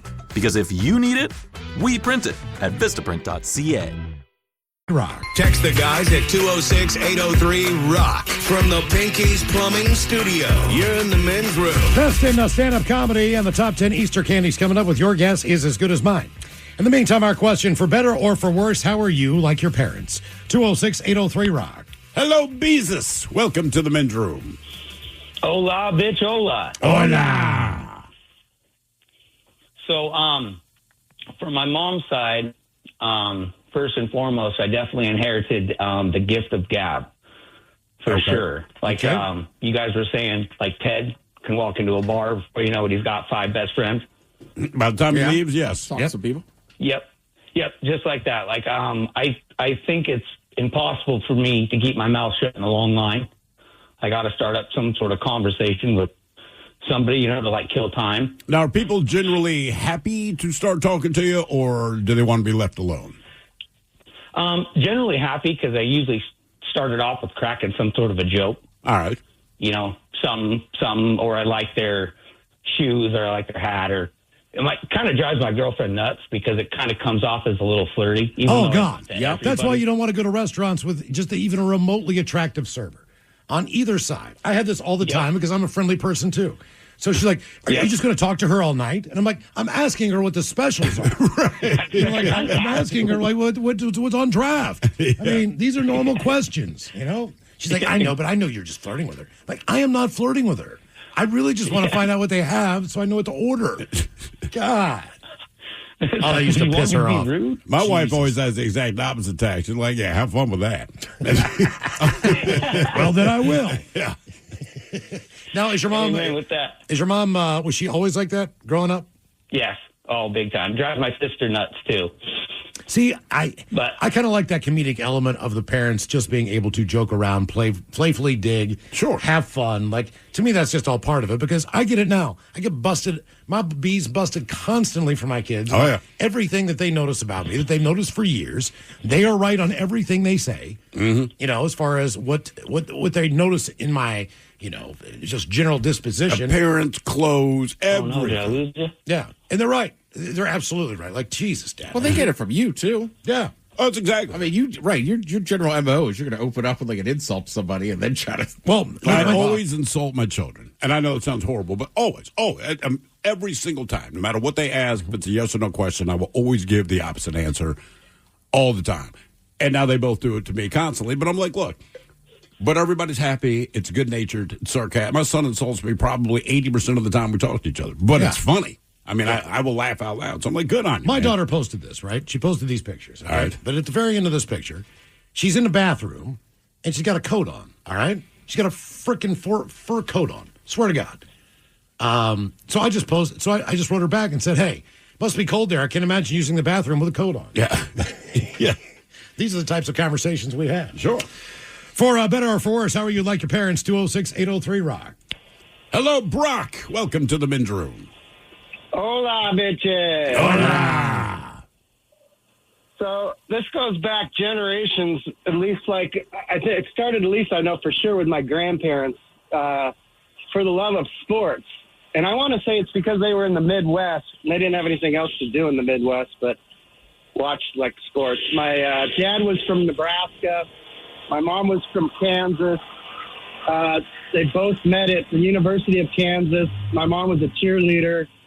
And to this day, my mom is a huge sports fan, and my dad has passed since. But when they were divorced when I was like 5, and so my dad would only get to call me once a week, and we would talk about sports. We'd talk about baseball or football or whatever there was at the time.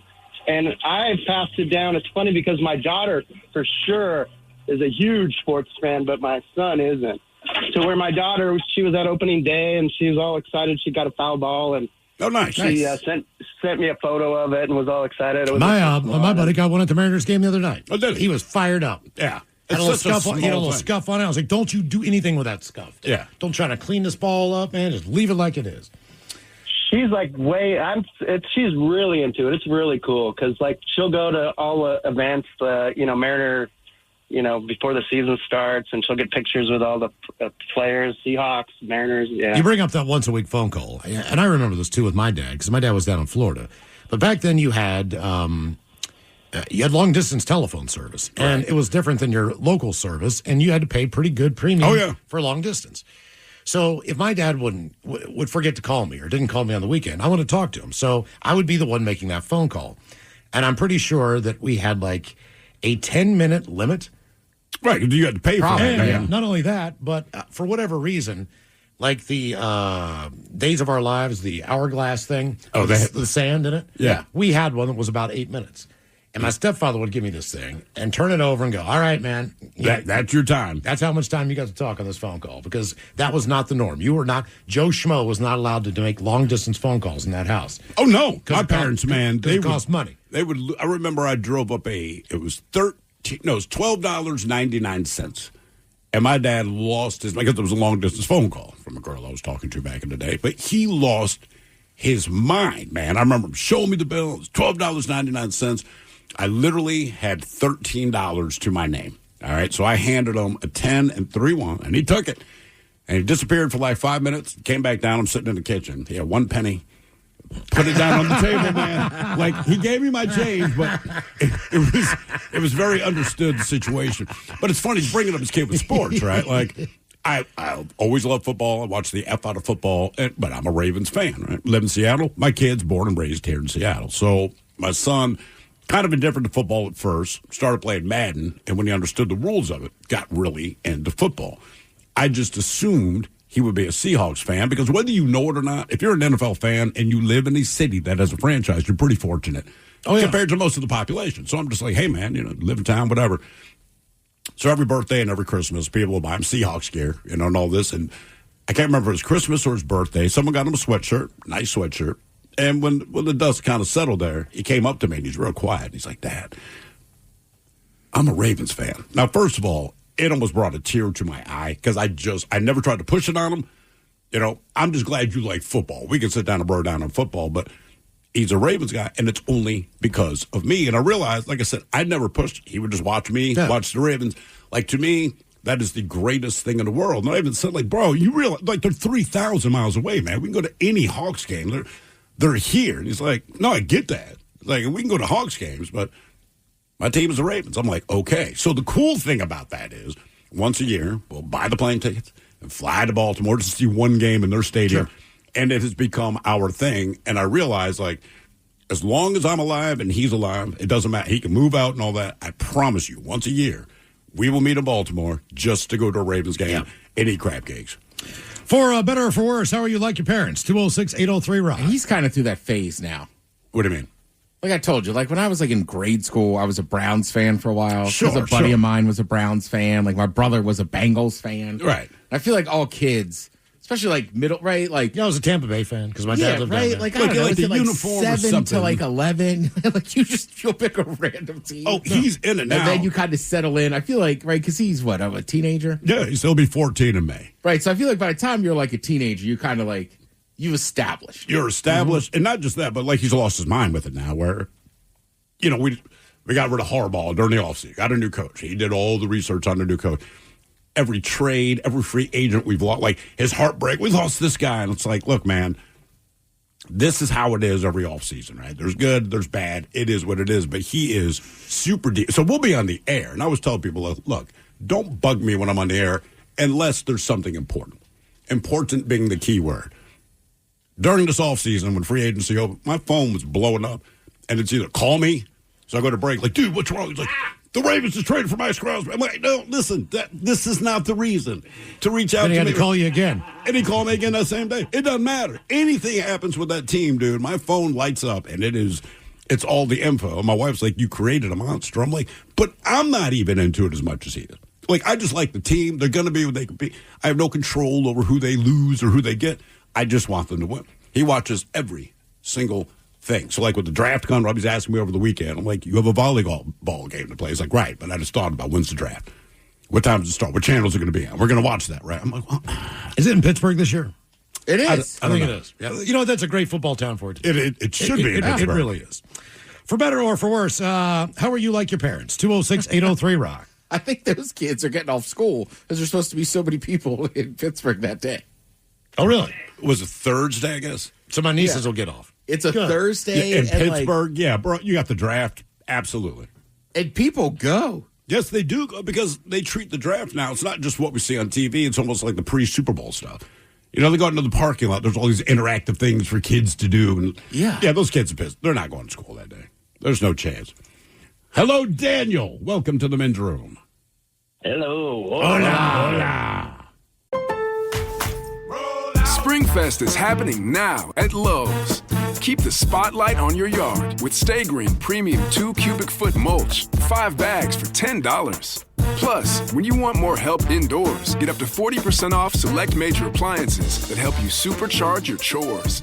Our best lineup is here at Lowe's. Valid to 4/22 while supplies last. Selection varies by location. See Lowe's.com for details. Mulch offer excludes Alaska and Hawaii. Nerds! Today's episode is sponsored by NerdWallet's Smart Money Podcast. Ever Google a money question and end up 12 tabs deep with 12 different answers? This podcast is your shortcut back to clarity. NerdWallet's Smart Money Podcast breaks down financial decisions with a team of trusted journalists. They explain the why behind decisions like investing, home buying, and choosing credit cards with clear research-backed insights. No jargon, no misinformation. Make your next financial move with confidence. Follow NerdWallet's Smart Money Podcast on your favorite podcast app. If you're an experienced pet owner, you already know that having a pet is 25% belly rubs, 25% yelling, drop it, and 50% groaning at the bill from every pet visit. Which is why Lemonade Pet Insurance is tailor-made for your pet and can save you up to 90% on vet bills. It can help cover checkups, emergencies, diagnostics, basically all the stuff that makes your bank account get nervous. Claims are filed super easily through the Lemonade app and half get settled instantly. Get a quote at lemonade.com/pet and they'll help cover the vet bill for whatever your pet swallowed after you yelled, drop it.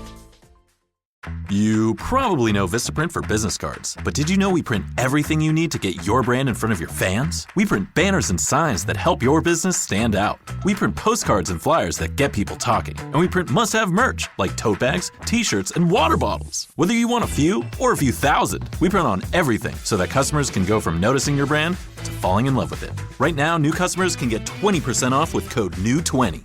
Because if you need it, we print it at Vistaprint.ca. Carpal tunnel syndrome, heart failure that doesn't improve with common medicines. These are some signs and symptoms associated with ATTR-CM, or the cardiomyopathy of ATTR amyloidosis, a serious heart condition with symptoms that get worse over time. Amvuttra, vutrisiran, is a prescription medicine given by a healthcare provider that treats ATTR-CM in adults to reduce heart-related death, hospital stays, and urgent visits. In a clinical study, Amvuttra was proven to help people live longer and have fewer heart-related hospital stays and urgent visits over 3 years compared to placebo. Amvuttra lowers the amount of vitamin A in your blood, which can affect vision. Other side effects include pain in the arms or legs, pain in the joints, and shortness of breath. These are not all the possible side effects of Amvuttra. For prescribing information, call 1-833-256-2748 or learn more at amvuttra.com. Ask your doctor about Amvuttra for ATTR-CM. All right, so I got the best parts, I think, from my parents because my dad's a little shorter than average. He was like, I don't know, 5'6", 5'8". All right. And my mom was like 5'10". And so I got my mom was short body though, I noticed, and my dad was long in the body and short in the legs. I got long legs and long body, and I got. How grateful are you? There's nothing worse than having a long torso and short legs. It's just the weirdest, and it takes people years. It's the Barney Rubble. Yeah, we always said we worked with the world's tallest dwarf. We're like, look, the dude is 6 feet tall, but there's something about him that reminded us of a dwarf. And honestly, we worked with this guy for years before we finally went, that's what it is. His torso's longer than his legs. Who do you take off as far as your smarts? I'd say I got them from my mom, and the street smarts from my dad and my friends. Yeah, friends contribute a lot to that. Yeah. I didn't know that actually how much I am like my dad until after he passed. I learned more about him after he passed than when he was around. What are some of the things that you discovered that you basically mirror your father on? How our friends are. We have lots of friends in so many different areas, like several different groups. Groups that get along and groups that don't get along. So you're the guy in high school who was like friends with the jocks, friends with the nerds, friends with the geeks, friends with the average kids, all that? Well, I was like friends with nobody. Okay. In high school, it was weird because it took me a while before I would trust anybody enough to talk to them, I guess. And I was scared of girls, of course. Yeah, it's always a weird thing. Like, I'm scared of you, but also I want to be around you. I'm not scared of you like I'm scared of a grizzly bear. I don't want to I make think that's love still with a true. grizzly I think bear. that's still true to this day. Really? I don't think you ever get over oh no. Well, yeah, because rejection is just exactly. the Like, worst. I don't even want feeling. Right? I don't even want to. I have no idea. I don't even want to know. You can have a bad first date. You just want to get to the point that you can have a date. But if you're openly trying to flirt or get someone's number, whatever the hell it is you do now, like if you get shot down in that moment, that is a bad. Because you can say, hey, man, she said yes to the date. Cool. The date sucked. Your feelings aren't hurt. But same girl, you approach her and, hey, would you like to go out sometime? Or, no. Yeah. It's terrible. Well, with my dad, Brutal. God, I went through a lot of. But I will say this: you get a callous after a while, where you're just like, "Look, I'm going to ask you this question. I don't care if the answer is yes or no." Wait, you said yes. Hey, law of averages. Yeah. My biological dad, he was he dealt weed most of his life. All right. That was just part of his thing. And it didn't matter if I was over there and I was 12 years old or 10 years old or not. He would get a big block of weed. So didn't he have you help him? I would clean the weed for him. Basically, I would just take all of the stems, and the weed had stems in, and the weed had seeds. Yep. And basically, he taught me to do it with the top of a board game box. And you just shake it and shake it and shake it, and the seeds would roll down to the bottom, and you pull the seeds out and do all the stuff. Now, I knew the smell of marijuana. I did not know the difference. But back then, there was always a pipe on someone's coffee table, as you would say. Yeah. There was always a jar of pipe tobacco. People smoked cigarettes all the time. Always. People smoked cigars. In my area, they made Swisher Sweets. Mm-hmm. So people would smoke those. So to me, smoking was just smoking. Yeah. I could not differentiate. Oh, right. If someone's smoking a joint or smoking. Like none of this, like it was all just like adults smoke. That's what they do. Some smoke this, some smoke this way, some smoke that. Right. Like my uncle would always smoke a cigar. So that's kind of what I knew. I did not know about marijuana that much as far as what I was doing. Right. Of course. And I never smoked weed until I was in college. But in high school, I went to my first concert, and I got a whiff of weed. And, people were smoking it all around me. Duran Duran, believe it or not. And as soon as it hit me, I'm like, Dad, that's my dad. That's what that is. That's what my dad smells like. That's what his car smells like. That's what his living room smells like. That's what his house smells like. That is the smell of my dad, And my buddy's like, that's marijuana, that's weed. I'm like, oh, and then that was like Dare. Oh. That was like bad, and it all kind of clicked in when I was probably 13. But if you were already 14 cleaning the weed, you didn't think he smoked it? No, I knew he smoked it. I did not know it was a drug. I thought it was the same as a cigarette, as a pipe. Because people had loose tobacco. And like he was saying, like people stuff in a pipe, they smoke it, whatever. You don't realize it's illegal. It's funny. My parents, and if you were to ask them, and to this day, I'm sure that we never smoked weed. We never did anything like that. Okay. About 12 or 13 years old, my parents were super organized. And like any house, there's a couple of boxes that just don't get open, no matter where you move. It might be books or old crap. Who the hell knows? My brother and I were tooling around. And I just remember it struck us as odd because we had no concept of weed at the time. Certainly not my parents. But like I said, they're very, very organized. And I don't remember what this box was labeled, but inside of the box, there was a smaller box. And when we opened this box, we just couldn't understand why they would put these two things together, being as organized as they are. So my father was a pretty handy dude. And if he went out in the garage, he had like all the tools and all the stuff. But he had like the little roach clips. But as we understood it, they're used to carry a current from one place to the other. And he used them for that when they're in the garage. So we knew that. And we opened this box. We couldn't figure out why there's two of them. And then the little cone incense. Oh, yeah. Remember But there's the only thing in the box, and the box was like the size of a jewelry box. And my brother and I just thought it was so weird, like... Looks like a little magician's hat. Yeah, it's like there's incense, and we're like, all right. And then there's, we call them roach clips now, but like two of these current conductor thing. We could not figure out for the life of us why. Why would they put this together when everything they do is so organized? We just thought it must have been a last-second thing, packing up before we move. I didn't give it another thought. Maybe 15 years later, I'm at a buddy's house. He pulls out the little roach clip and lights incense. And immediately this light bulb went off in my head like, oh, that's why they were together. Yeah. Now I get it, man. Mm-hmm. But at the time, it was just like, this is so unlike them. Did he ever try any when he was out here? No, and when he still gets hiccups really bad. And I told him, I said, look, man, I'll smoke weed. He gets gets rid of it. And he's a former smoker, so he might not want to smoke again. But I said, well, look, dude, they have gummies. They have everything in the world.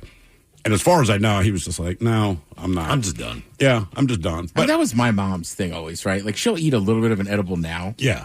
But she was just like, she grew up in the 60s. She's like, I just never smoked weed. I've never smoked anything. Sure. So she's like, I'm not going to start in my 70s smoking. But now she'll eat an edible. And frankly, a small amount of marijuana does wonders for her. Right. But as far as making it more sharp? Yeah. And I would think physical like when pain, she was too. out here, right? Like she's got early onset, right? So kind of, there's certain things. But yeah, like one of the last nights we were here, I just had these 5 milligram mints. So I just broke it in half. I was guessing 2.5 milligrams. Yeah. She was on it. She also she shouldn't drink alcohol. She was never a drinker to begin with, but with some of her medications. But she forgets. Her short-term memory is very bad. It's common. So she always orders drinks, and then she'll end up getting sick later in the night. But a little bit of weed, she was on it. I'm just smarter now. I just tell the waiters, like, look, she's kind of forgetting stuff. Just let her order the John Daly and just give her or a regular Arnold Palmer. She don't know the difference. And she was having such a great time. I told the story, and she goes, now, Ted, this is what they should taste like. I want to be like, yeah, there's no goddamn vodka in it. What did she keep giving my mother? It was like 2 Christmases ago. We're all at the bar. And again, she's not a drinker, but she's in a great mood. And was it lemon drops? Or something. It was some but she kept so my mother, I mean, we get home, my mom's like, Ted's mom's awesome. She kept, but because they kept serving her, but she didn't drink. She wasn't drinking. She kept Your mom was like, I'll take it. I was like, all right. I know, because we got back to I'll tell you that part off the air. Okay. I don't want to get anybody in trouble, but yeah. You're trying to get parents in trouble. No. Like, the bartenders were very nice, but they're used to, like, me or my friends. Like I said, like, my mom's just never been a big drinker. So they just kind of kept pouring them, and then luckily Thrill's parents showed up. I was like, all right, she'll have them. My parents, they loved that. Yeah. Top 10 Easter candies coming up in stand-up comedy. Those are your categories on Your Guess Is As Good As Mine at 4:30. And we got your emails on the way next to the men's room at KISW.com. Springfest means more sun, more fun, and more free at Lowe's. Keep your yard in line with an additional free Ego 56-volt battery when you buy a select Ego mower, trimmer, or blower. Plus, keep landscaping fresh with Stay Green 1 cubic foot garden soil, 5 bags for $10. Our best lineup is here at Lowe's. Valid through 4/8 while supplies last. Selection varies by location. Soil offer excludes Alaska and Hawaii. Nerds! Today's episode is sponsored by NerdWallet's Smart Money Podcast. Ever Google a money question and end up 12 tabs deep with 12 different answers? This podcast is your shortcut back to clarity. NerdWallet's Smart Money Podcast breaks down financial decisions with a team of trusted journalists. They explain the why behind decisions like investing, home buying, and choosing credit cards with clear research-backed insights. No jargon, no misinformation. Make your next financial move with confidence. Follow NerdWallet's Smart Money Podcast on your favorite podcast app. You probably know Vistaprint for business cards, but did you know we print everything you need to get your brand in front of your fans? We print banners and signs that help your business stand out. We print postcards and flyers that get people talking. And we print must-have merch like tote bags, t-shirts, and water bottles. Whether you want a few or a few thousand, we print on everything so that customers can go from noticing your brand to falling in love with it. Right now, new customers can get 20% off with code NEW20.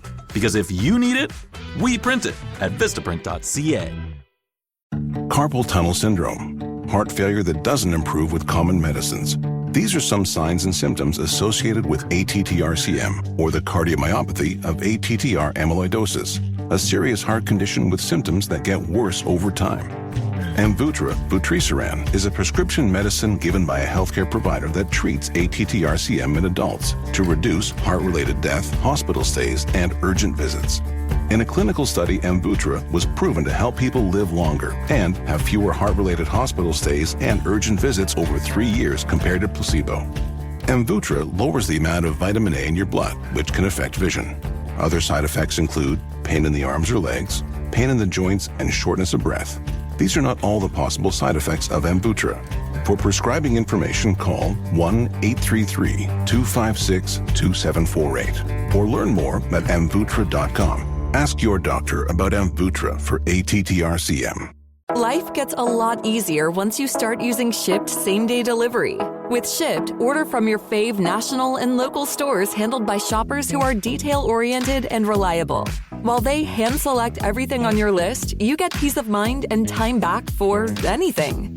An extra cup of coffee, an extra hour to work out, an extra moment in your day to enjoy your way. Sound nice? Download the Shipt app or visit Shipt.com. That's SHIPT.com.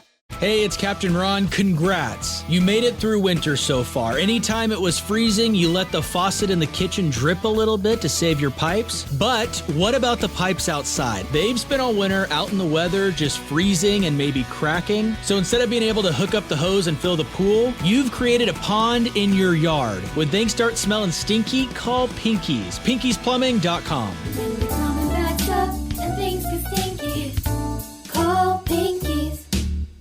Owning a home is full of surprises. Some wonderful, some not so much. And when something breaks, it can feel like the whole day unravels. That's why HomeServe exists. For as little as $4.99 a month, you'll always have someone to call. A trusted professional ready to help, bringing peace of mind to 4.5 million homeowners nationwide. For plans starting at just $4.99 a month, go to homeserve.com. That's homeserve.com. Not available everywhere. Most plans range between $4.99 to $11.99 a month your first year. Terms apply on covered repairs.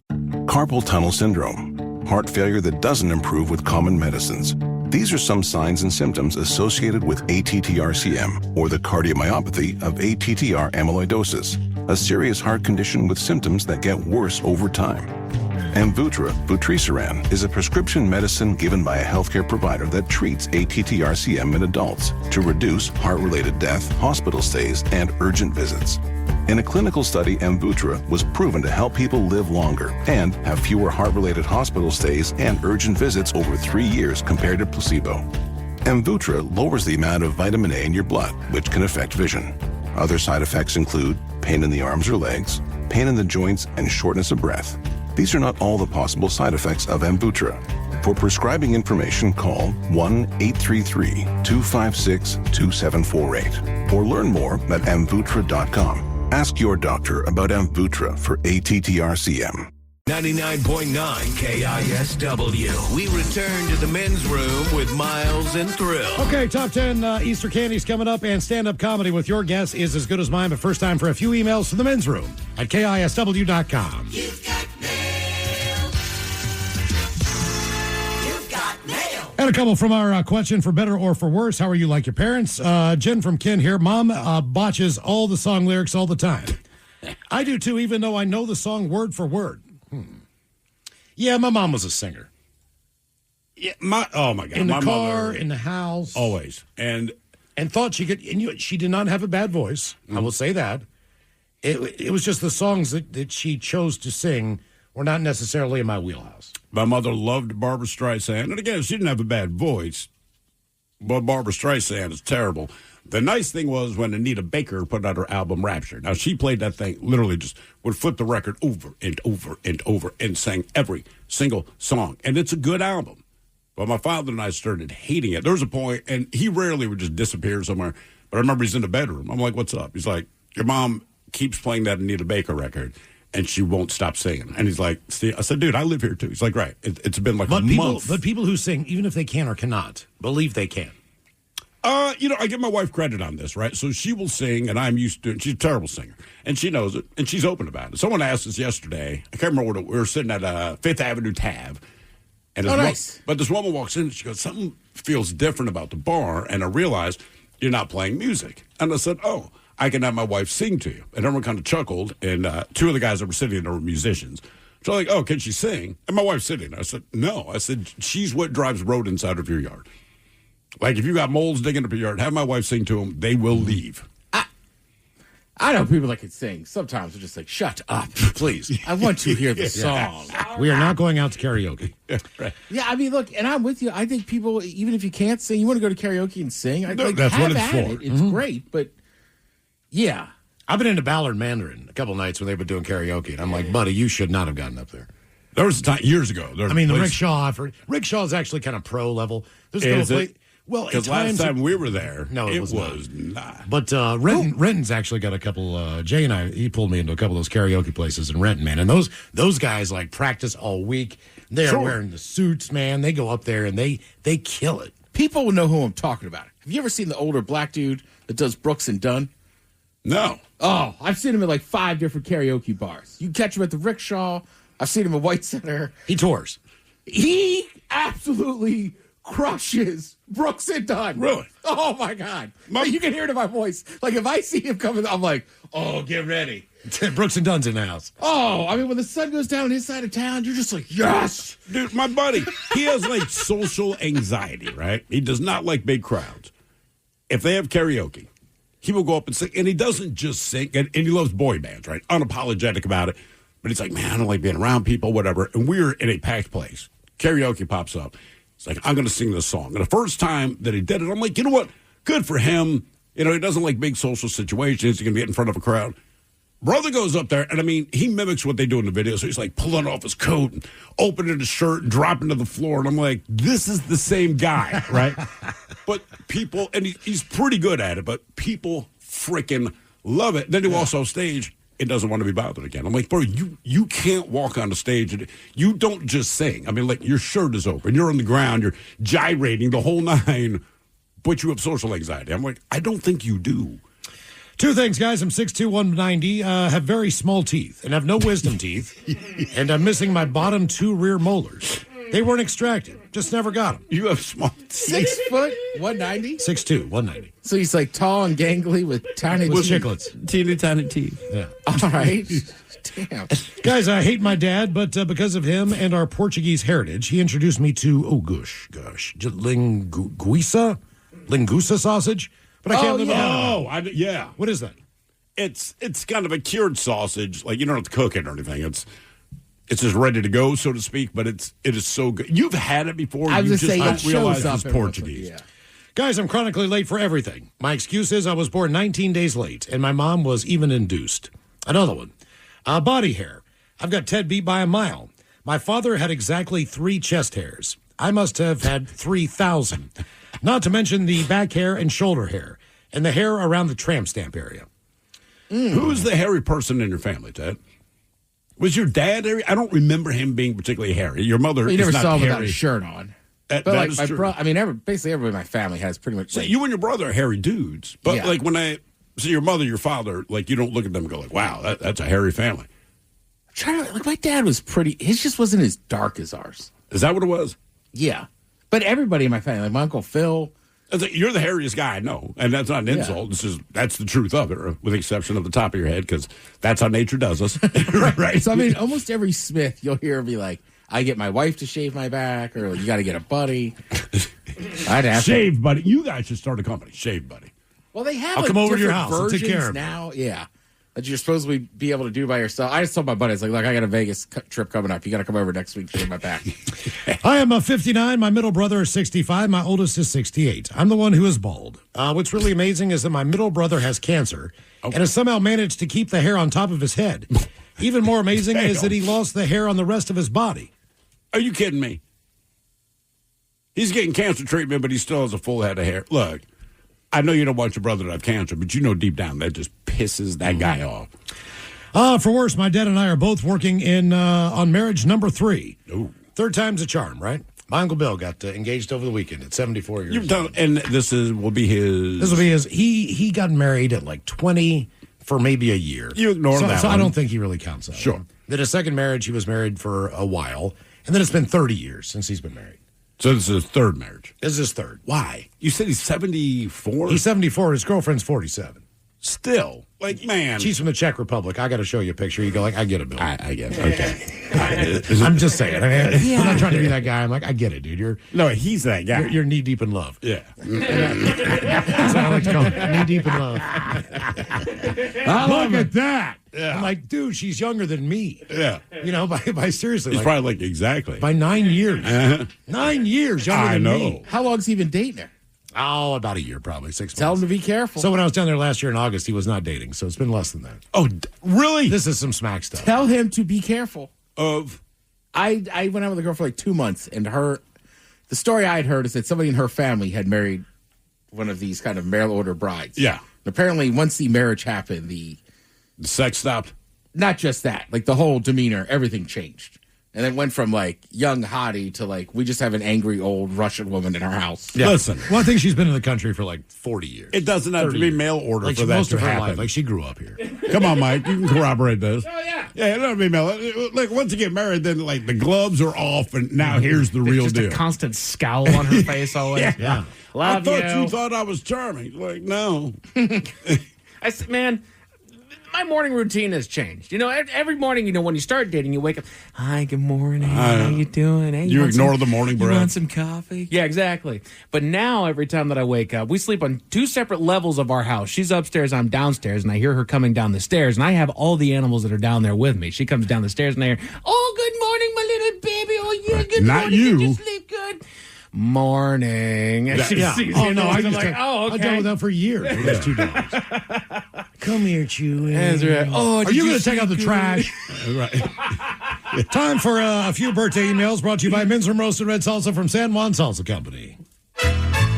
Dip responsibly. Guys, my son Kevin is turning 16 today. I love him so much. Can he get some green beans, please? And the happy birthday song. That from the mom, Olympia. Thanks, guys. Green bean. What? Green bean. Okay. Green bean. Job. Green bean. All the guys want to wish Austin a very happy, dirty 31st birthday.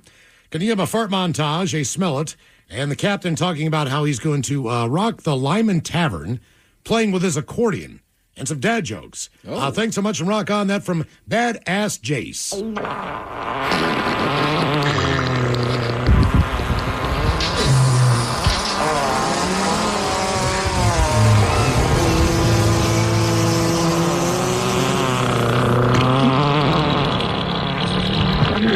Smell it. Ooh, well, ahoy there. You know, the old captain is known for rocking any bar he goes to. When he plays the old accordion, people gather from far and near to watch the captain play his favorite instrument. On a side note, accordion is a nickname for my penis. Crunch berries. Here's a dad joke from Joe Dredd.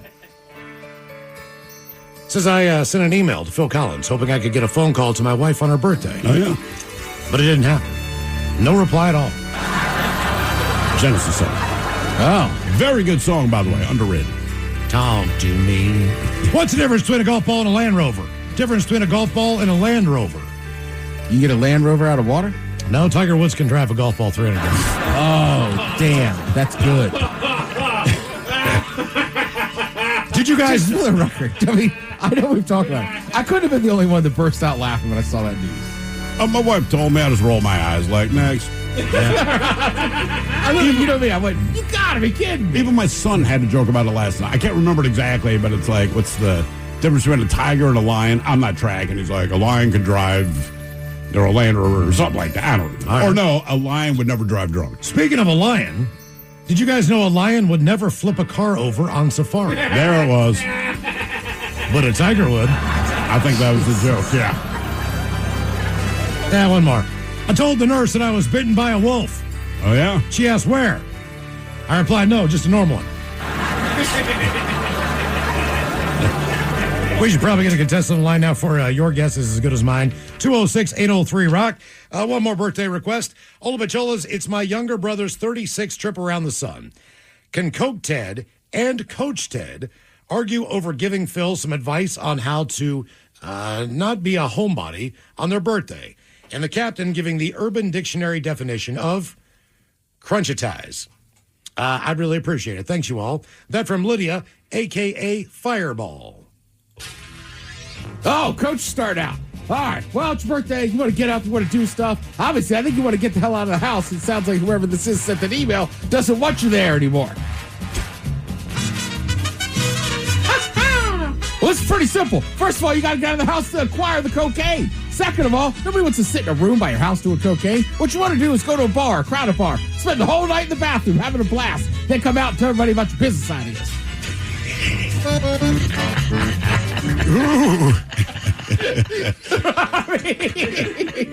Happened to me 2 weeks ago. Yeah, you're right. We're going to get rich. Well, ahoy there. First of all, listen to Coke Ted. He's actually my accountant. But as far as what crunchy size means in the Urban Dictionary, there's different things they've come up with. It means, at one point, they thought crunchy size was encouraging the captain to cover crunch berries with arsenic. That's not even a joke, part of the Urban Dictionary. Also, it's when your food is up too crunchy. They say you crunchitize it. But to the old Capitan, if I impregnate a woman who I plan on leaving, I say you've been crunchitized. Crunchitized. All right, guys, here you go. Happy, happy, happy birthday. Happy, happy, happy birthday. Happy, happy, happy birthday to you, to you, to you. Ya's a Dirty Germans brought to you by Men's Room Original Sausage. Available through Uli's World Famous Sausage, mensroomlive.com, and other fine retailers. Schweine. What's up? It's your boy, the Ted Smith. You know what stinks? Plumbing problems. You know what doesn't stink? Ted Smith saving you $100 when things get backed up. What can I say? I'm a solutions guy. Right now, my friends at Pinky's Plumbing are offering big savings when you mention my name. You don't need a miracle to fix your plumbing problems. You just need 3 magical words. The Ted Smith. Pinky'sPlumbing.com. When your plumbing backs up and things get stinky, call Pinky's. It never happens at a good time. The pipe bursts at midnight. The heater quits on the coldest night. Suddenly, you're overwhelmed. That's when HomeServe is here. For $4.99 a month, you're never alone. Just call their 24/7 hotline and a local pro is on the way. Trusted by millions, HomeServe delivers peace of mind when you need it most. For plans starting at just $4.99 a month, go to HomeServe.com. That's HomeServe.com. Not available everywhere. Most plans range between $4.99 to $11.99 a month your first year. Terms apply on covered repairs. Carpal tunnel syndrome. Heart failure that doesn't improve with common medicines. These are some signs and symptoms associated with ATTR-CM, or the cardiomyopathy of ATTR amyloidosis, a serious heart condition with symptoms that get worse over time. Amvuttra, vutrisiran, is a prescription medicine given by a healthcare provider that treats ATTR-CM in adults to reduce heart-related death, hospital stays, and urgent visits. In a clinical study, Amvuttra was proven to help people live longer and have fewer heart-related hospital stays and urgent visits over 3 years compared to placebo. Amvuttra lowers the amount of vitamin A in your blood, which can affect vision. Other side effects include pain in the arms or legs, pain in the joints, and shortness of breath. These are not all the possible side effects of Amvuttra. For prescribing information, call 1-833-256-2748 or learn more at amvuttra.com. Ask your doctor about Amvuttra for ATTR-CM. How would you describe yourself? Fun? Sporty? Bold? If that's the case, meet the Kia K4 hatchback. Made for motion, adventure, and whatever you might decide to bring along. Or would you say you're more smooth, sleek, refined? If so, there's the Kia K4 sedan. Calm, confident, and ever so modern. 2 personalities, 2 available turbocharged ways forward. The Kia K4 GT Line Turbo and the K4 Hatchback GT Line Turbo.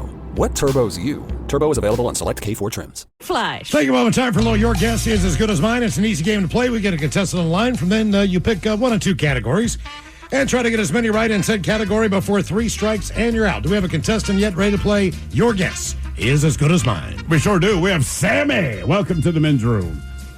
Hola, Bichola. Hola, Sammy. All right, Sammy, your categories today. You have the 10 funniest stand-up comedians of all time. What I have done for you is taken the top 20. So if you get 10 right out of the 20, obviously you're going to win that one. Then we have the top 10 Easter candies of all time, ranked by popularity and sales. So do you want to go Easter candy or the funniest stand-up comedians of all time there, Sammy? Ooh, I mean, both sound fun. Dealer's choice. Ooh, dealer's choice. Why don't we go stand-up comedians? Yeah. Okay. All right, Sammy, they say laughter is the best medicine. There's no better source of it than stand-up comedy. Whether you're a fan of puns, satire, or absurdity, you're sure to find something to tickle your funny bone in this list. So here we go. We have 20 on the list. If you can get 10 right, Sammy, you're going to win the category. So who do you think are some of the funniest stand-up comedians of all time? And keep in mind, a lot of these are older. A lot of them have passed on. et cetera, Okay. et cetera. Ooh, okay. I'm going to start with my favorite, George Carlin. He is number one. Apparently, wow. you know what you're talking about. He was number one. I mean, without even a question. It was pretty universal on him being the number one comedian of all time. Hank As far as Kilmatic stand-up. says George Carlin has to be number one. Well, you're right, Hank. Okay. I'd have said Richard Pryor myself, but that's just me. That was going to be my second call, so the late, great Mr. Richard Pryor. He's number four. All right. Number four on the list. You're 2 for 2, Sammy. Nice work. You only have 8 more to get. Okay. Let's go a little more modern. Let's go maybe Gabriel Iglesias. Everybody likes Fluffy. He's 10. Oh, no kidding. Good He's for him. 10 on the list. He actually had one of the funniest stand-ups I've seen, man. Did you see the one about, what's it, Jeffrey Epstein? No. Oh, my God. He's talking about Jeffrey Epstein. He's like, I'm doing a show down in Miami at the Improv. And I get this request. Jeffrey Epstein needs 4 tickets for the right. show. He said, but the show is sold out. He's like, I'm the only person on this world that Jeffrey Epstein couldn't buy. Basically, just, summarizing. Yeah. He couldn't get in and see my show. Yeah. How about that, huh? All right, you're 3 for 3. Gabriel, Richard, and George. What's your next guess there, Sammy? Keeping on that modern, real popular, maybe Kevin Hart. Kevin Hart is number 9. Oh, He is awesome stand-up wise, man. That guy is funny. All right, you've gotten 4 out of the 10. You have no strikes against you. And there are 16 comedians left out of the 20. I would say, for my money, Dave Chappelle or Eddie Murphy would have to be on there, right? Oh, Dave Chappelle's hilarious. Definitely Dave. They got him at number 2. Damn. Okay. And that doesn't even include the Chappelle show. Right. That's just a stand-up. That's just a stand-up. All right. Oh, 5 good out of one. the 10. You're halfway there. People on YouTube are saying Robin Williams. That's pretty strong. Ooh, yeah, Robin was hysterical. And rest in peace. But let's pick Robin. Number 3. Wow. They say he's the 3rd funniest comedian of all time. Okay, there's a lot of big names left on this list. You should be able to nail this because you have no strikes. Hell yeah. Okay, I'm trying to think. Let's do Eddie Murphy. Eddie Murphy, number 6. Okay. You got 7 out of the 10. Or 20 in this instance. Let's go old school again. Let's do, is Rodney Dangerfield maybe on that list? He is not on the list. But that is a great guess. God, he was funny. He's not the top 20. Maybe Chris Rock? That's not bad. Oh, There's yeah, a period. Chris He Rock. was the man. Yeah, we can go, Chris. Gotta go Chris Rock. Number 7. All right. Okay. You're killing it right now, Sammy. So far, you've got 1, 2, 3, 4, 5, 6, 7, 8. You've got Sammy's 8. killing it, you see. You've got 8 out of the 10. You've got 1 strike. You just need to pull off 2 more out of the top 20. Okay. Can I get? Are there any female comedians on that list? Not a We're one. talking about funny people, Sammy. Not one. Not one. No Amy Funny. Schuler. Cool. That narrows it down real quick. Okay. Shoot. Okay, I'm trying to think. Who else am I? Well, maybe guys are online voting for this. Maybe this is not like the more popular female category of internet voting. No, it's harder to break the funny. Who do you think the funniest female comedian was, in your opinion? Gosh dang it, I can see her face. Kind of heavier set. Jenny McCarthy? Kathy Madigan? No, she was really raunchy. I can't even remember her name. Amy I can see her Schumer? face, though. No, not her. This was older, like in the maybe early 2000s. Shoot. Anyway, Oh. okay, well, she's not on the list. Yeah. I think, Jesus, she was massive, but she kind of had anxiety issues. God, she was just bigger, Ted. No massive as far as popularity, I think. All right, Sammy, So you've got rude. 8 out of the 10. For the record, I put Wanda Sykes in there. I think she's awesome. She is tremendous. great. Oh, yeah, Wanda was great, too. Okay. No, I was thinking kind of modern-wise, like Angela Johnson, but if she's not on that list, then I'm not worried about it. Trying to think. Okay, can I get another hint? Is like the last 2? Are they kind of more modern or? Yeah, you've got a lot. You've got a lot of touring comedians still on the list. Matter of fact, one's coming to the Emerald Queen Casino in a few weeks here. Oh crap! You would think I would know that. Is it our local boy, Joe Coy? Nope, he's not on the list. All right, That's sell out arenas, though. yes, he does. Okay. So you said the last. One guy just came into town. Not to Were you there? comedian? Yes, I was. Okay. He hosts a game show Just came on. Oh. You know what I'm talking about? No. Probably had 6 stand-up specials on Netflix within the last, I don't know, 5-10 years. Does he not know about having pizzas to order? I was going to say, I was Yes. thinking Pete Davidson, maybe, but I don't know if he should be my last guess. Pete Davidson is on the list. You got 9. You need 1 more. Hey. Okay. Oh, man. Okay. And you said the last one should be somewhat kind of car. Yeah, you mean there's Kind of there's some modern. old school on here. There's some new school on here. Everything in between. A lot of people have passed on. Who's that? Bill Burr, You maybe? got it. You got it. Nice. He's number 16. Wait, on the who was your list. final guess? Bill Burr. Ah, okay. Nice work. Well done, Sammy. Is Nate on the list? Thank you, boy. Yes. Nate Bargatze. George Carlin, you're right on Dave Chappelle, Robin Williams, Richard Pryor, Eddie Murphy, Chris Rock, Kevin Hart, Gabriel Iglesias, Pete Davidson, and Bill Burr. Those that you missed. Norm Macdonald. Oh, yeah. All right. As far as I stand-up. love Norm, but I feel like people didn't always get his stand-up. They didn't. And Robin Williams, I'm shocked on the list because I don't know that I've ever seen his stand-up. Oh, yeah. Jim Gaffigan. Yeah. Okay. Lenny Bruce. Cat Williams. Jim Carrey makes the list. Daniel Tosh makes the list. Tosh is, go see him do stand-up. I know a lot of people know him from his show. His stand-up is awesome. Bill Cosby. Mitch Hedberg. Bill Hicks. And believe it or not, Louis C.K. and Jerry Seinfeld are also on there. okay. as well. There you go. Yeah. With the top 10 favorite comedians. All right, coming up at 5:08, we'll drink and toast with the shot of the day. You are listening to the Men's Room. Let's not get caught with our pants down this summer. You got parties, barbecues, kids using way too much toilet paper, there's old grease going down the drain, and eventually it's gonna fail. And when that happens, I want you to think of me. If you tell Pinky's Plumbing you know Captain Ron and the Wolf, they're gonna give you $100 off just like that. Pinky'sPlumbing.com.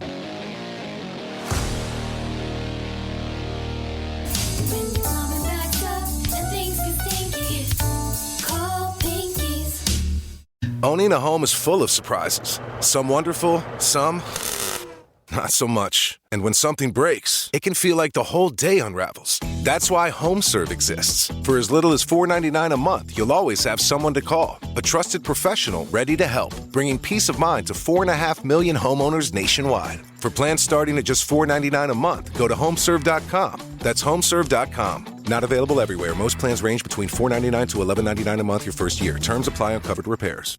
Carpal tunnel syndrome, heart failure that doesn't improve with common medicines.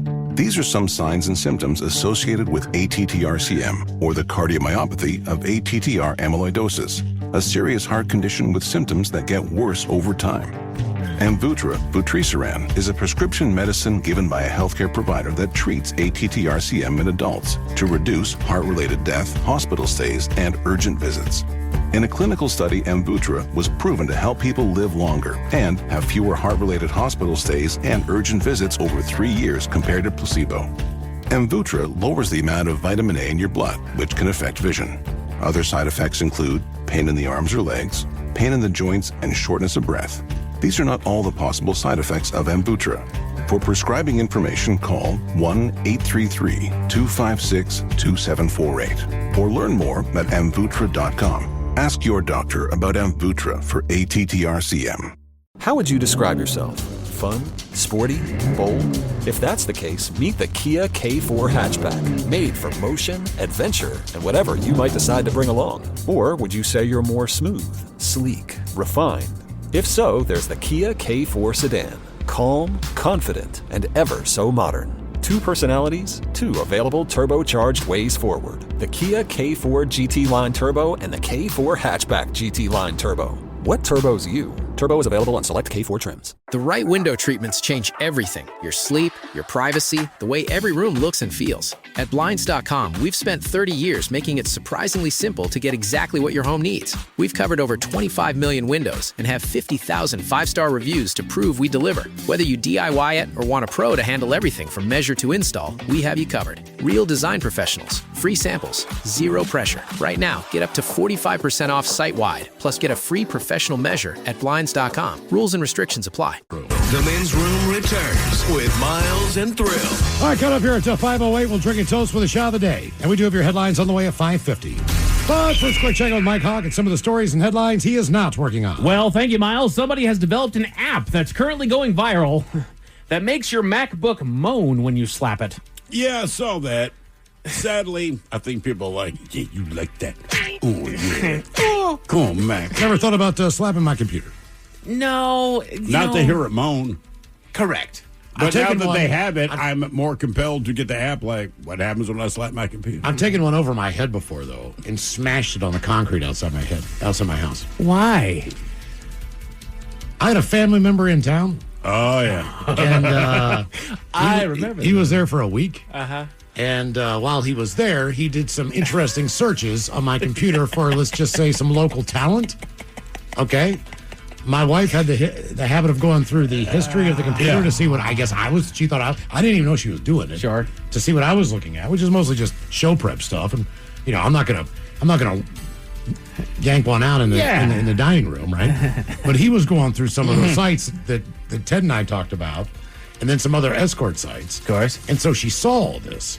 And I'm looking at the timestamp even. And I'm like, dude, it's 11:30 on a Tuesday. I'm at work. Right. I'm at work. Like, this is not me. And she didn't believe me. So I was like, you know what? We don't need a computer anymore. So I took it outside and just smashed it, threw it in the recycling, and said, problem solved. Did it moan, though? No. Oh. It should have, though, based on all the searches he did. Another one, Daddy. It's probably like, you need help. Well, also, too, the computer was at the end of its life, in all fairness. Sure. So it was already having some problems. Like, I couldn't update to the next, browser or whatever. And now they're tracking it. Yeah, like it was like, I don't know, Snow Leopard or something. Oh, God. And I was like, my computer was too old. So they basically crashed it in. Oh, Lordy. Experts in Florida are warning people not to touch the moth caterpillars that you may see in the area. Why? You might get a rash. Oh. Plus, they're a little amorous at this point. They're at the period where they're going out and getting some. So, do you know what a moth caterpillar looks like versus a butterfly caterpillar? Are moth caterpillar, are they the fuzzy ones? Yes. Okay. They're very, very fuzzy. If you're the ugly caterpillar, you become a moth. Yes. If you're the brightly colored caterpillar. Yeah, if you look like a giant puffy worm, you become a butterfly. Okay. If you're a big spikety furry cuddly guy, then you become a big spiky furry cuddly flying moth thing. All right. Yeah. Who really likes lights. Yeah. I don't know. That's hard to tell people not to touch caterpillars. You wouldn't have to tell me that. Like, no plans to touch it. No. I don't care what you look like. I'm not going to touch it. Yeah. If you have time in your life, Google the Norm MacDonald moth joke. Yeah. It takes a while to get there. I've seen the moth joke. The thing is, from what I hear, there was one of the jokes So they there's told. this guy, and a Polish man, and Edward and Gargarzin. I think he told that joke because he told it on a late night show, right? Told it on Conan. Right. Conan was getting annoyed. Right. Because Norm. And a beautiful family. Right. A lovely wife. It's not a setup and a joke. It is an entire story about this moth's life. And you can see Conan visibly. Right. But Norm's like, nah, hey, I got a little bit more. From what I understand, done with my life, is he was on that show and he had already done his one segment. Yeah. He didn't know that it was supposed to be two segments. So they came back from a commercial. Oh, is that what it was? And he's supposed to have another segment. He's got nothing. He's got nothing to talk about. So he was like, screw it. I'll just blow the entire time just telling this joke. So it should only take like 2 minutes, but he extended that damn thing out to 7 minutes. I heard this one from a cab driver coming here to the late studio. night, so I'll share it with you. His life was a mess. His mom goes to therapy. See? His daughter, she didn't love him anymore. He was the master of the joke that didn't need to be that long. Oh, yeah. But he captivated you the I mean, entire that's way. why I was shocked he was on that list of stand-ups. Like, I love Norm Macdonald, but if you've ever seen him do a show, if people don't know his comedy, like, they get lost. Oh, yeah. I mean, his jokes take a while. Because it's a big, long and he brings them thing. back, but it takes a minute. He says, Doc, I don't even know what I've done with my life. Like, who am I? And the thing is, the punchline's like 4 words. I'm just a mouth, and I'm trying to raise my family. Well, the light was on. How'd I get here? Blobs of smelly seaweed have invaded Florida beaches just in time for spring break season. It's been there for 2 months. Maybe they call confused those the people two. blobs of stinky seaweed. Jesus, man. Apparently, the air's so bad on the beach, you shouldn't even walk out there No kidding. because of the bacteria and stuff that can get in your lungs and your nose. Just from the seaweed or Yeah, when it breaks down and all this stuff, right? Because it washes ashore and it breaks down. It's essentially decomposing, and you're walking on the beach and you're inhaling all this crap. And you're drunk. Right. You're not worried about that. You're just trying to get laid. That is correct, Or sir. find a drink. Put your thinking caps on, Jen. It's time for the Merriam-Webster word of the day. I give you guys a 70% chance of success on this one, so let's start the week off right here. It's a noun brought to you by the letter O. And now this can refer to the state of something that is not remembered or thought about anymore, or the state of being unconscious or unaware. Oblivious. So close. It also sometimes refers to the state of being destroyed. Obliviate. Oblivion. Oblivion. You are all dancing around it. You're right onto it. Well done. Oblivion.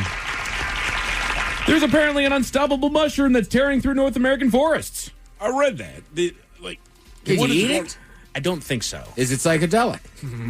I don't know. Then just get rid of it. It's unstoppable, Ted. Oh, hey. Just keep trucking. I've seen people fight mushrooms before. And you're right. The mushrooms generally win. I got this. I'm fighting, Ted. Hang on. You gonna come out of your tent? I've been in there for 12 hours. I'm cold. It's 9 degrees out here, man. Well, they turned on you. I'm cold in here. A new major trial tested whether or not exercise or heart meds are enough to prevent cognitive decline, and found it's probably not enough. Yeah, I mean, it helps, but you're going to lose your brain as time goes on. Yeah, and those are things for your physical well-being. Obviously, they both, come into play, but for the most part, that's more for your physical stamina. Correct. Which should help your blood flow, which should help your brain. Right. In theory. This is all meant to keep it from declining as fast as it could. Correct. But one thing doesn't trigger the other. No. Some people just have, something going on. Exactly.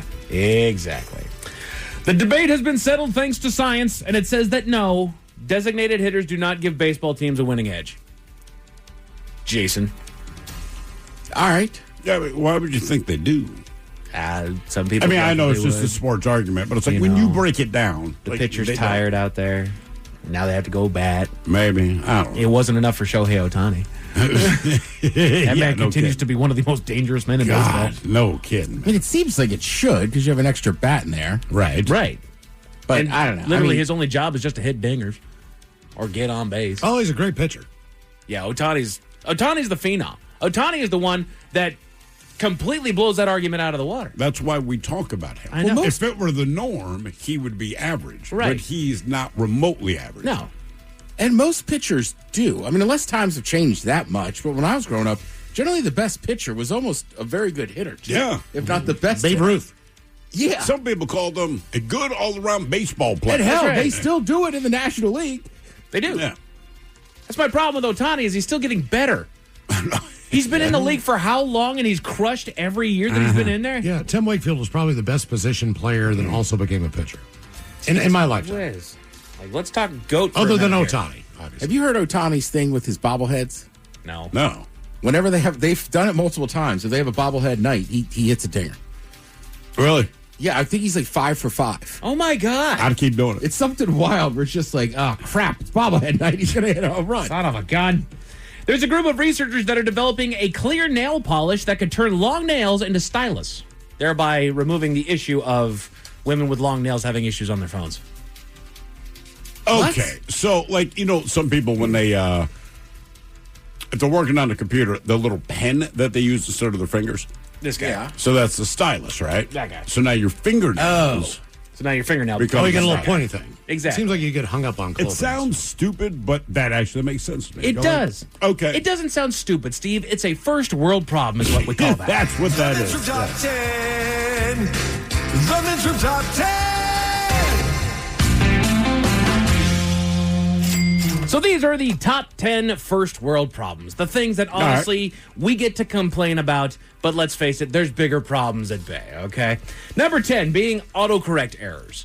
Yes. I face those all the doggone time. Look, I love Google Docs. As soon as I made the transition, it has been one of the best things that I've done on here. I agree. I love Google Docs. It's fantastic. However, its autocorrect feature screws me up in my headlines more often than it should. Especially if I'm on my phone. If I'm doing it on my phone, as I'm going, like, I'm not thinking. I'm writing up my headlines on my phone on the bus or whatever, and I'm just going and I'm going and I'm going. Then all of a sudden, I'll get in here in the studio. I didn't proofread any of this stuff before I started reading, and then all of a sudden, it's like, what was I trying to write there? Now you got to think back. What the hell did I mean? Right. Or you're texting your girl or something like that, and you end up it gets corrected to the wrong thing. Okay, baby. Well, I know your name's not Sheila. It autocorrected. Right. Okay, this was on errant text. It corrected it for me. Yeah, I tried to call you a snitch. Oh, I saw one that was great. Gal was like, "Oh, I just feel so fat these days," and he tried to type "no," and instead it went "moo." Damn. He was not found. Top 10 first world problems: food delivery delays or missing items. Sure. I never thought I would get. They forgot my fries. Well, that's kind of a big deal. For some. I get it because you say, "Hey man, we're spending the money," and you go like, "Right." The first world part is they will deliver food to your home. Correct. The worst one is when like you order a milkshake. But like, do you have a random straw in your home? Because I don't. No. So now I'm like, no straw. It's a freaking milkshake. How am I supposed to? How am I supposed to eat this thing, man? Like with a spoon? What is this, Wendy's? I had one a couple weeks ago that was even worse. Yeah. Yeah. I thought I had ordered stuff. I didn't actually. Basically, the guy showed up. I paid all the fees. It was one fish sandwich. And I was like, what's with the fish sandwich? And I was like, I don't know if I thought I'd cancel the order or whatever, but I didn't order any other food. Okay. So I just basically paid like $17 for one fish sandwich. Dude, it's probably like Happy Lent, bro. Damn. Yeah. I never thought that I would get on the train of food delivery because I just, it was a waste of money for me. Just go to the store or whatever.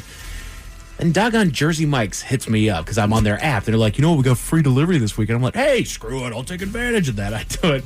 I'm stuck now. Really? Yeah.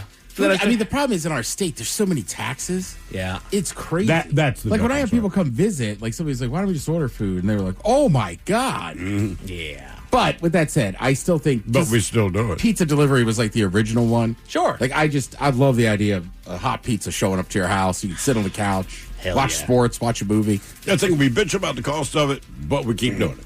Yeah. I can't believe how much this costs. And it order but I'm also high. I can't get in the car. And then I end up sitting there bitching on my phone like, where is he at? Well, that's to take an hour. Poor mobile signal. Yeah. It's weird how that's still a problem these days. We have 5G, and it goes even further. It's like, how is there still dead zones? How do we have increasingly better Wi-Fi, or not Wi-Fi, but the mobile mountain signal? time zone. Oh, yeah? When you look at a map of the U.S., right? So East Coast, millions of people. Central time zone, millions of people. Pacific time zone, millions of people. Mountain time zone, like 8 people live here. We're not wasting our money. So you go, look, you'll be fine in Denver, right? But I mean, you drive out of town, you're like, I have no signal. It's like, because you're near Wyoming. Right. And Because there's southern nothing out Idaho. here. They're not going to invest in this, No. man. I do like how they show the maps up there at the coverage. It's like, that area still sucks. I know. You know what? It's rare that it happened. It happened to me last summer or last fall. I was somewhere and like just 10 hours, I had no service. I was like, this is weird. I was like, can we get on some Wi-Fi? Yeah. I don't know what's going on out there. My mom, her cell phone only works in the house if she's on Wi-Fi.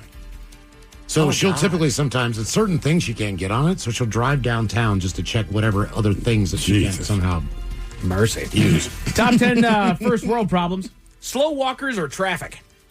Yes. I don't mind slow walkers as long as they're on the right. But they're not. They never No, are. they do a wall of 4 people lined up walking to lunch together. I will take slow traffic over slow walkers. I will be that guy. Look, slow traffic I kind of assume is going to happen. Cars are big, you're being careful. And it's no one person's fault. Correct. Right? Slow walkers, like, this is just you walking slow, taking up the entire freaking sidewalk. And, guy last week on the light rail, just on the escalator. I always like to move. I'm like a shark. I just want to move forward. Doesn't mean I'll get on the train any sooner, but I will walk down or up the escalator. Yes. Brother, if you're not going to walk up or down the escalator, that is fine. Why are you in the middle? Yep. Can you stay to the right? Move to the right. That's it. If I'm walking on the sidewalk, I'm not walking on the left side of the sidewalk. I'm treating this like a road for people. Yes. I am on the right. I will pass you. Yes. But, Right. Yeah. And but why are we walking 5 wide across the entire possible That's the big. walkway? I mean, sometimes I walk on the left side. I'm just going down. But like, my thing is, I don't care who you are, what speed you're walking. Don't go more than 2 across. Yes. And then to some of my personal friends, if I slow down and let people pass, don't keep pace with me. Right. I'm going behind doing you. a thing. I'm maneuvering. Doggone it. My favorite's the new couple. It has to hold hands all the way out here.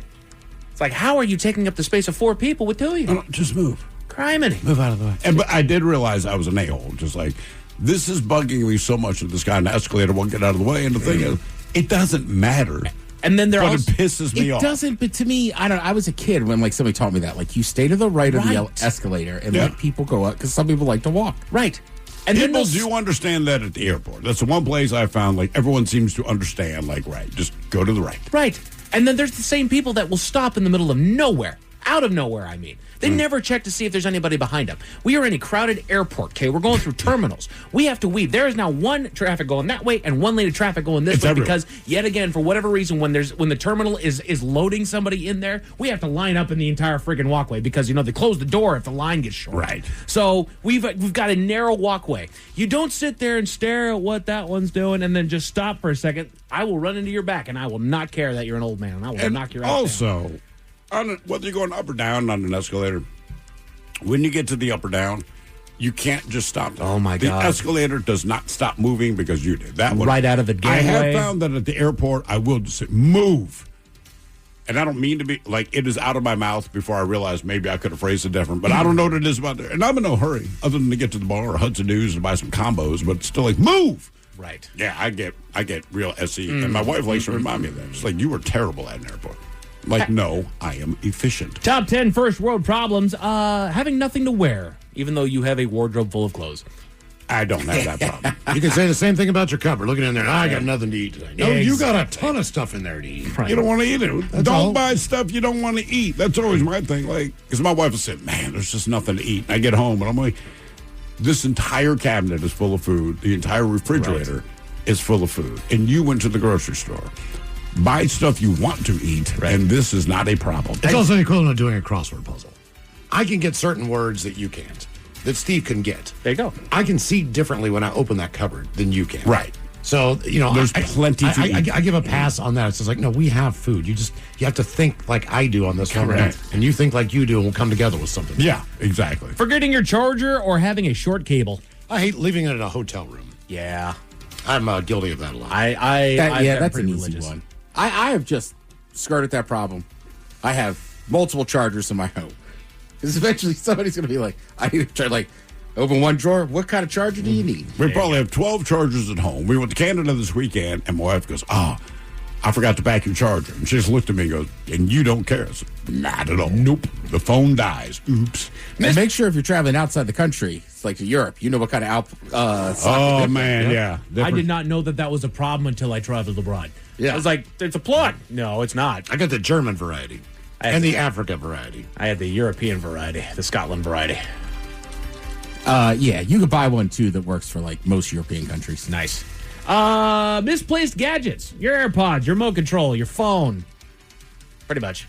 I feel like that's a regular thing. I can't find my... I'm like, I didn't move it. I think I lose my phone on my own probably once a month. Just, I don't know. The phone? Like, like you got it in your hand, you throw it down, you go take a shower or something, and then just like, where did I throw it? And then if it lands on a pile of black socks, you might as well forget about it. I'm pretty anal. I just, stuff like all the utilitarian stuff I don't care about. Not that you don't care, but phone, keys, all that kind of, they always go in the exact same spot all the time. Your phone battery dying, or the low battery anxiety, as it were. I don't have that. I honest to God, I just don't care. And really, there's no urgency. Like, I'm not going to help you in the case of an emergency. No. I always say this. Do what you would do if you couldn't get a hold of me. Right. And you're probably going to be more right than the answer I give you. You've already wasted time by reaching out to me. I cannot help you. If I'm out on the town, though, if I'm out having a night, the phone's dying, I'm worried. I got to Uber Hope. Correct. Those situations. That's fair. Yes. And then I'll leave you with this last of the top 10 first world problems. I'm actually going to combine a couple here. But it is slow internet access or poor Wi-Fi that also includes buffering or slow streaming services. That does annoy me because everything's at the speed of light. I'm like, I'm not as fast at the speed of light. If you tell me it moves at the speed of light, it should be certainly faster than me. I'll add a new one I found last night. Hit Won't me. say what I was watching, but on a certain, I don't know what channel it was on, or if it was the streaming. You got to have, we need more promos. More promos? Whenever I was watching the Mariners game on, they just kept showing the same promo. They didn't have commercials to fill. Yeah, so I it's know just what you the same promos over and over. It's like, I get it. Fine. I get it. It's coming up. Who was one on the Mariners? I just ate. I don't want Chipotle. It's just like there was no commercial. It was just promos. It's like, you have it. Like NBA basketball coming up. I get it.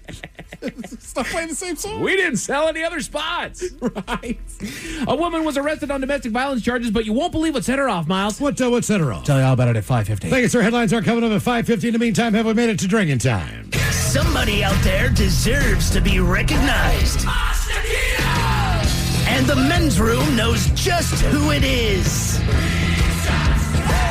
So to you, we say, bottoms up, sailor.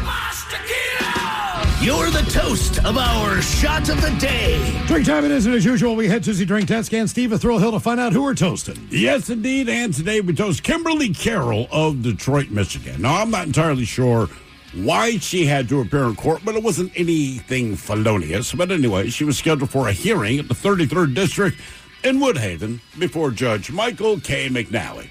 Well, she decided to call it in. No big deal. They do accept that in her case, because like I said, it's some small, trivial thing.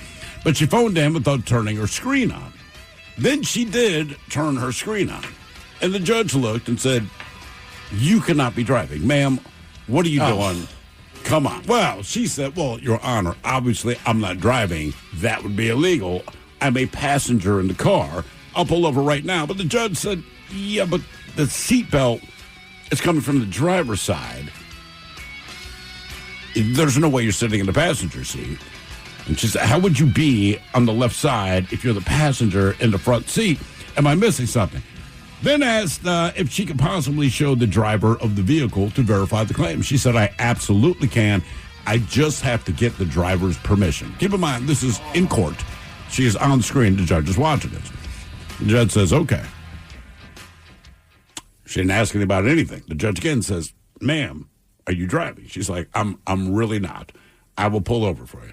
And in fact, the car did pull over. And again, he asked to see the driver of the car. She says, well, the driver doesn't want to give their consent. They don't want to be seen in a court case. And he's like, ma'am, straight up, I know you're lying to me. She said, I'm not lying. He said, you're making it worse. Okay, so in the end, she ended up with a $1,900 fine. Because the judge was like, keep in mind, first of all, she was late to appear. She was supposed to be there at 1:30. She didn't call in until like 1:40. That's already a check against you. When the judge was looking on screen and realized she was driving, he's like, show me the driver. Yeah, she doesn't want to do it. Long story short, the judge is not an idiot. She ended up getting basically a $2,000 fine because she was too lazy to show up in court and then lied to the judge, which is what pissed him off because his quote to her, and if a judge says this to you, this is never good. Do you think I'm stupid? She did not respond to that, however. She got herself a $2,000 fine. Just want to throw it out there. Let this be a PSA to people.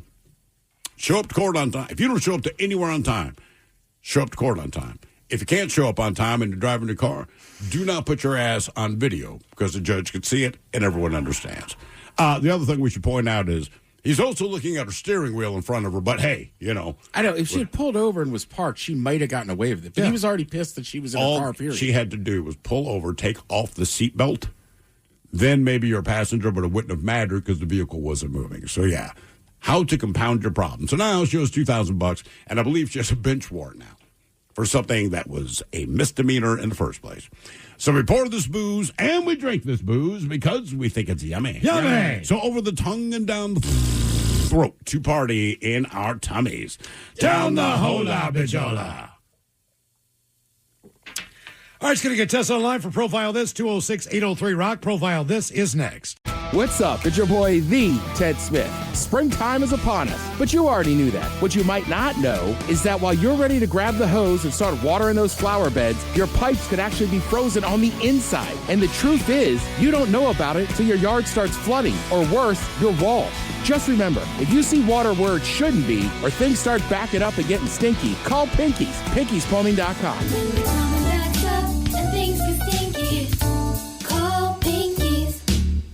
Owning a home is full of surprises. Some wonderful, some not so much. And when something breaks, it can feel like the whole day unravels. That's why HomeServe exists. For as little as $4.99 a month, you'll always have someone to call. A trusted professional ready to help, bringing peace of mind to 4.5 million homeowners nationwide. For plans starting at just $4.99 a month, go to homeserve.com. That's homeserve.com. Not available everywhere. Most plans range between $4.99 to $11.99 a month your first year. Terms apply on covered repairs.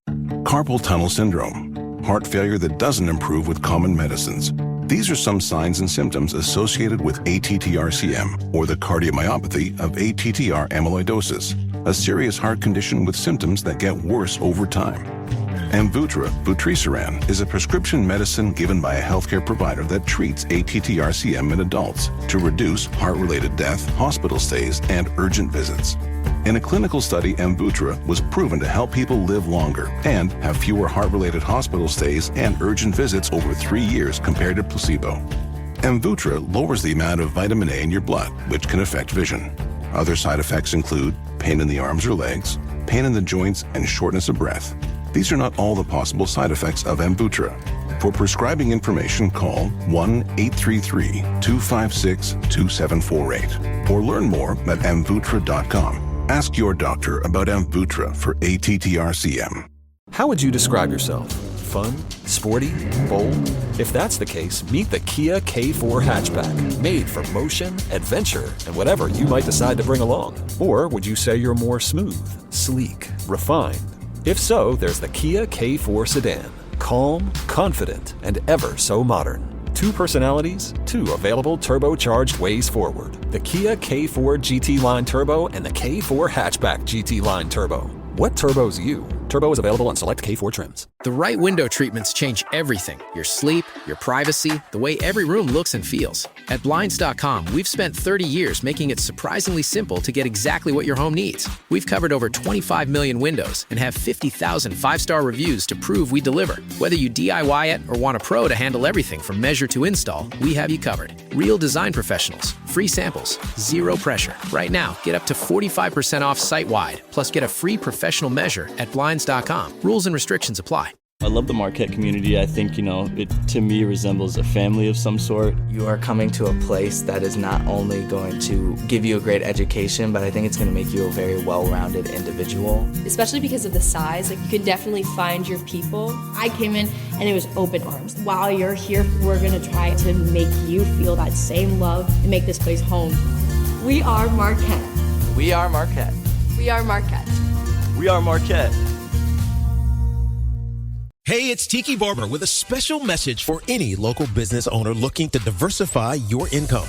Amazon Hub Delivery is making it easy to earn extra money. When you partner with Amazon Hub Delivery, you and your staff will deliver packages to customers in your area. With each package delivered, you'll gain extra income and exposure for your business. There's no upfront cost, no delivery experience, and no long-term contracts required. Get started today at Amazon.com/Hub Delivery. That's Amazon.com/HUB Delivery. Testing season is right around the corner, and this is when confidence really matters. When kids take time to review key concepts and strengthen their skills before assessments, it can make all the difference. IXL helps reinforce what they're learning right now, so they walk into every test feeling prepared, capable, and confident. IXL is an award-winning online learning platform that helps kids truly understand what they're learning. Whether they're building math confidence, strengthening reading and writing skills, or reviewing science concepts. Designed for students from pre-K through 12th grade, IXL delivers personalized, interactive practice that adapts to your child's level and pace. It's an easy, effective way to support learning as the school year heads into its final stretch.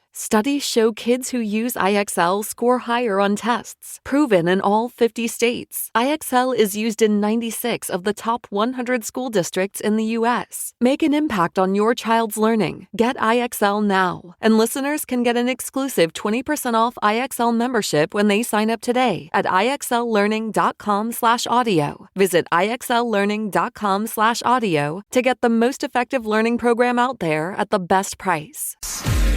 Profile This. And Stephen Thrillhill, can you please tell everyone how Profile This is played? Oh, sure can, Miles. It's a simple game where we share with you a real-life news story. Something that happened right here on planet Earth. And as you listen to the story, based on the stereotypes you believe to be true of people and the decisions that people make, we'll ask you what it is you think makes the story a story. Guess who it is, Ted? James, welcome to the men's room. Hello, James. James. Sound like nobody's there. He's dead. Hang on. Is his phone on mute? Are you muting us, James? Ah, crap. It didn't sound like he was on the line. Nope. Okay, James is not there, but Sorry, good guess, James. Ted. Jesus Christ. All right, well, you gentlemen have you, your James? choice of one of three categories. We have bite me. In other words, what did someone find in their food? We have interior decorating, where you guess the foreign object that ended up on the inside of someone. Finally, today, we offer you license to spill, where you guess the substance responsible for creating the mess. Let's go interior.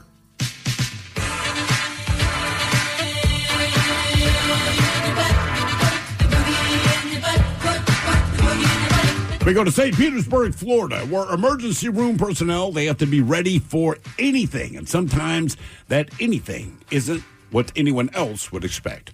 A stabbing victim was brought into the emergency room of the Orlando Health Bayfront Hospital and needed surgery for his injury. Now, while the surgery preparation work was going on, a nurse located an item hidden in the man's rectum. Now, as a result, the medical team had to unexpectedly remove the item before they could perform the surgery for the knife wound. It didn't take long to do, but the staff was not very amused at having to take that extra step because they don't want to play with your butt when they don't have to. The surgery, by the way, very successful. The man's recovering from his wounds. The question is, what did he unexpectedly have stashed in his backside? Unexpectedly. Look, he went in there for a knife wound. They're like, okay, stat. The nurse is like, wait a minute, there's something in his butt. Was it a light bulb? Was it a tiny vibrator? Was it a crack pipe? Or was it a condom wrapper? So light bulb, vibrator, crack pipe, or condom wrapper. What did the man have hidden in his butt that he neglected to mention? What? I mean this in the most honest way possible, but the only one there that doesn't make sense is the condom wrapper. So I'm going to choose the condom wrapper. I'm going to go... None of them make sense. I'm going to go light bulb. I know none of them make sense. None of them but make the one sense. that makes the least sense is the condom wrapper. He had a crack pipe in there. Because he already got stabbed, right? He'd already been stabbed, yeah. He Seems was like- there for that reason. And when they did their cursory x-ray, the nurse was like, Jesus Christ. All right, there's something in his butt. I'm assuming another crackhead stabbed him. That's very possible. Could be. All right, what did this guy have stashed in his backside there? A light bulb, a vibrator, a crack pipe, or a condom wrapper? We'll find out next. Oh, you son of a whore. Hang on now. That was a tease. You are listening to The Men's Room. I love the Marquette community. I think, it to me resembles a family of some sort. You are coming to a place that is not only going to give you a great education, but I think it's going to make you a very well-rounded individual. Especially because of the size, like you can definitely find your people. I came in and it was open arms. While you're here, we're gonna try to make you feel that same love and make this place home. We are Marquette. We are Marquette. We are Marquette. We are Marquette. Question: what business couldn't use extra income? Hey, it's Tiki Barber. Right now, Amazon Hub Delivery is looking to partner with ambitious local businesses to become Amazon Hub partners. You and your staff will deliver packages to customers in your area when it's convenient for you. With each package delivered, your business gets paid. Get started at Amazon.com/Hub Delivery. That's Amazon.com/HUB Delivery.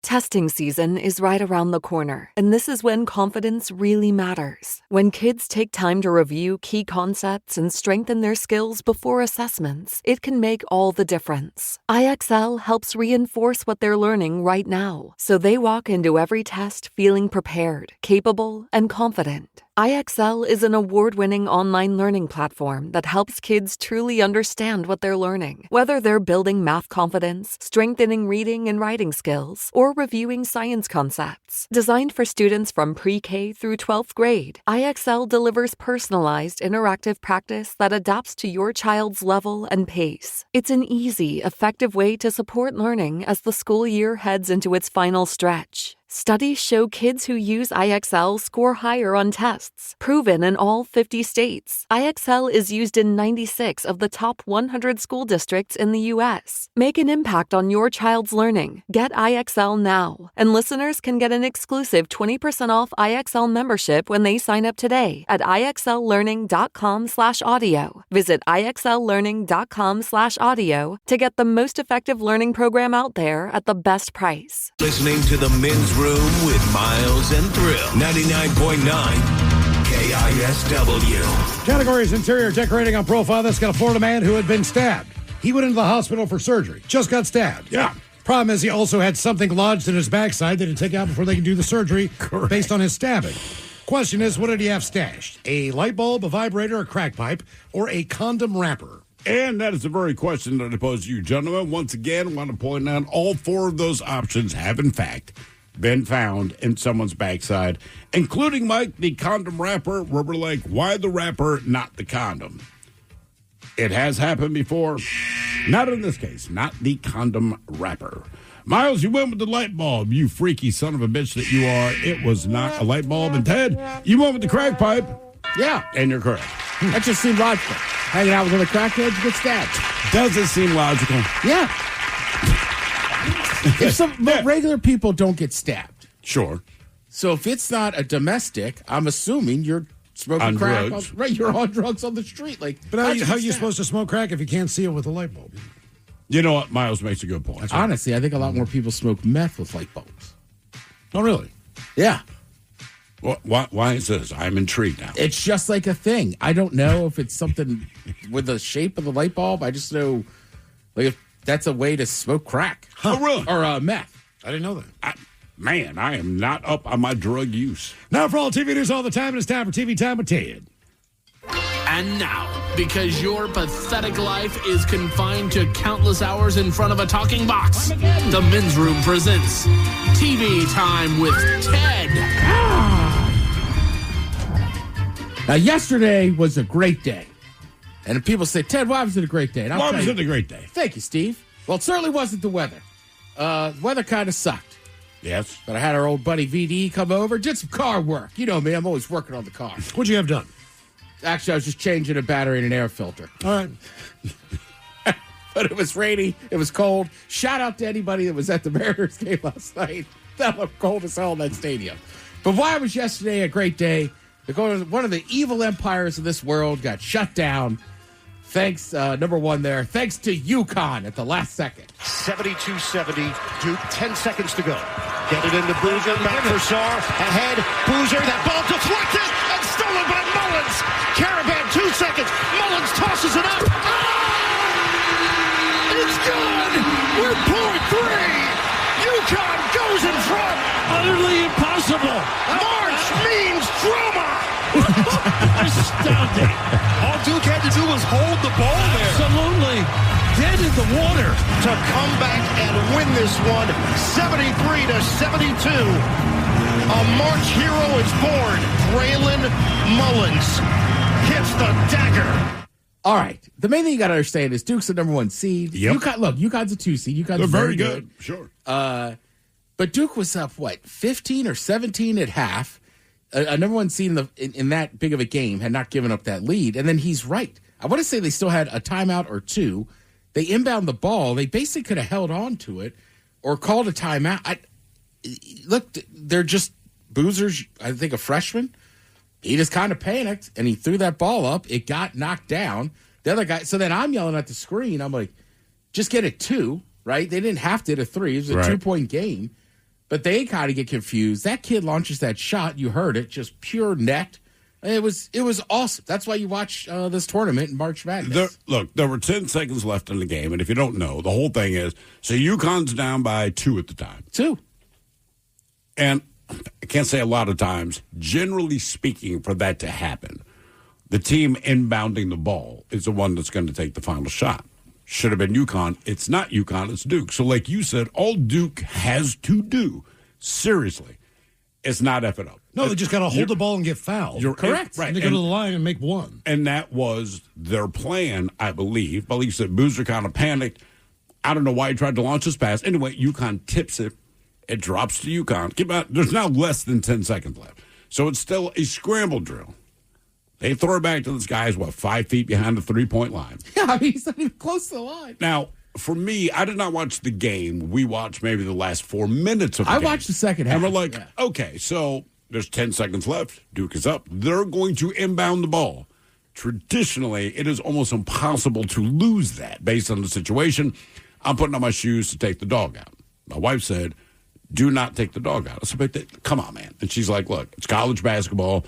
You don't know what will happen. I'm like, yes, we do. Duke's going to win. All they have to do, you can't possibly F this up. And then they did. And then the guy hit that shot. And then I'm screaming holy ass at the top of my lungs for my daughter. Yeah, like, it's awesome. What? I'm like, I'm not talking to you, baby. It's don't worry, nothing you care about.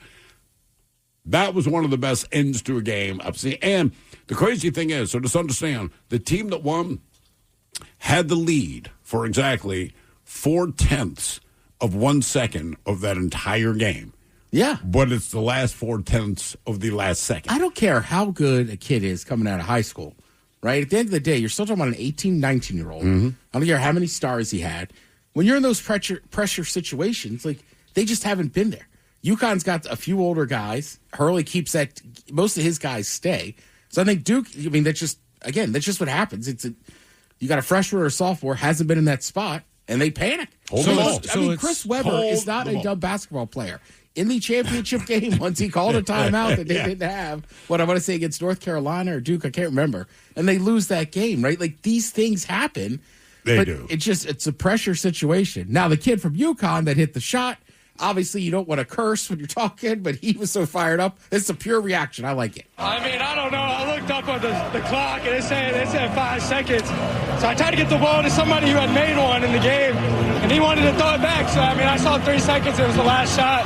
Just happy to see that go in. So feels so good to go back home. I can tell you that. I'm so excited. But we're ready for Indy. We're ready for Indy. That guy's mom cussed a lot. That ball. Oh, yeah. I was like, this old woman just dropping F-bombs. I'm just like, this is awesome. So it's UConn, Illinois, Arizona, and Michigan. And Michigan absolutely destroyed Tennessee. So is that Thursday night? No. Final Four will be on Saturday. You have 2 games, Okay, and you'll have all right. the national championship on a Monday night game. Yeah. God forbid, kids get to stay up and see it. But like I said, good weekend of sports. I did watch the F1 race. It was in Japan. So I mean, Japanese food Saturday night. Oh, did you? So we had some beef teriyaki and rice, and then I made some gyoza. I didn't make them. Right. I bought them at frozen at Trader Joe's. You heated them up. I cooked Did them. you go out and pick up teriyaki? I cooked them in a pan. Now, You make it at home? my good friend from the brand of Kevin's. Oh, really? Yeah. That's a Seattle tradition. I don't even know they know about it in Japan. Well, it is funny. I guess it's as close as you can get. I mean, that's basically what I did, right? I had some frozen shrimp tempura, I had some gyoza, and then, I cooked up the kind of pre-made Kevin's already. So you went to Trader Joe's? I went to Trader Joe's, yeah. It was pretty solid. But anyhow, it was good. And then, like I said, and credit to NBC. They had their basketball game. I was like, already basketball area. But I also watched the Mariners game. Again, Mariners game looked cold. But my brother even texted me during the game. He said, have you been yet? I said, I haven't been this season. He's like, you got to get one of the ferries full of food. Yeah. Because the guy was eating it, right? And the ferries float. And I had said it earlier that day to somebody. I said, I got to get one. What's in it? I think you Is can it get, just the serving vessel? You can it's get different the serving vessel. So you can get like fish and chips in it. Right. I think you can get chicken fingers in it. I think you can get fries. It's how they serve it. And again, I don't take baths. I don't know what I'm going to do with this ferry that floats, but I want one. You're going to take it someplace where there's some water and you're going to watch it float away. I guess. Yeah, maybe I'll take it to a lake with me. Let it go. Put it back in nature. Yeah, I love they're like, oh, it floats. Like, you want us to litter? I mean, like, guys, that's the worst idea. The only time I've ever eaten out of a boat's a sushi restaurant. Yeah, you got to have I a was big out with my group. daughter and her boyfriend, and they brought out a boat. I'm like, this is amazing. When's the I'm last eating time out you- of a boat. When's the last time you just ate in water? I don't know. I never. Oh. I had a breakfast burrito hot tub once. Oh, I see what you're saying. You're a sexy I never mofo. did think to eat in a hot tub. You're not living. Hang on, man. I got a breakfast burrito and a hot tub. Hey, baby. Did you wake up in basically how the it morning happened. and just eat the breakfast burrito in the hot tub? Yeah. Okay. Got to be very careful. All right, so these are some of the most absurd snacks from Major League Baseball in 2026. Arizona Diamondbacks have a Take Me Out to the Ball Game shake. It's a milkshake with whipped cream, peanut butter sandwich cookies, and Cracker Jacks. I'd eat it. Yeah. I'm in. I don't need the Cracker Jacks, but everything else I like. Am I the only I like one who Cracker thinks you Jacks. should be able to suck a milkshake through a straw? Yes. Yeah. I do believe that firmly. How am I going to suck down peanut butter sandwiches and Cracker Jacks? I'm going to try. I think it's one of those spoon straws. You know what I mean? Like the kind with a Slurpee. I hear what you're saying, Montgomery. I don't like it. All right. Don't order it. That's a terrible ballpark. You never want to go there anyway. You never want to go to the Bob. It's just The Houston Astros have piqued my interest with this one. They got a brisket donut. It's exactly what you think. It's a donut with brisket inside, topped with barbecue sauce and mac and cheese. Are they doing that like a cheeseburger, do you think? Or is the brisket baked into the it's donut? in there. Okay. Did we ask for that? You didn't. I didn't think I did, but apparently I did. The Glizilla. It's a 2-foot long hot dog. This is down in Colorado Rockies, topped with whatever you want. They say if it's too big, don't worry. It's designed for sharing. And like they wrote in here, like, you want a lady and a tramp, a glizzy with me? God. Each guy from one end? Yeah, meet you in the middle, bud. Hey, Sean, you want to get one of these? Yeah. No tongue. When we meet at the pickle in the Both middle. in with chili on your lip. The Schwarbomb Sundae, Philadelphia Phillies, the mini helmet of ice cream topped with a funnel cake fried Uncrustable, strawberry sauce, and fruity cereal. It's just world. I would do any one of those things individually. Like, to me, a funnel cake Uncrustable sounds pretty good. You ever had a deep fried Uncrustable? No. It's delicious. I still haven't had one, but I've heard it's very Did you do the grilled PB&J? I did not. Okay.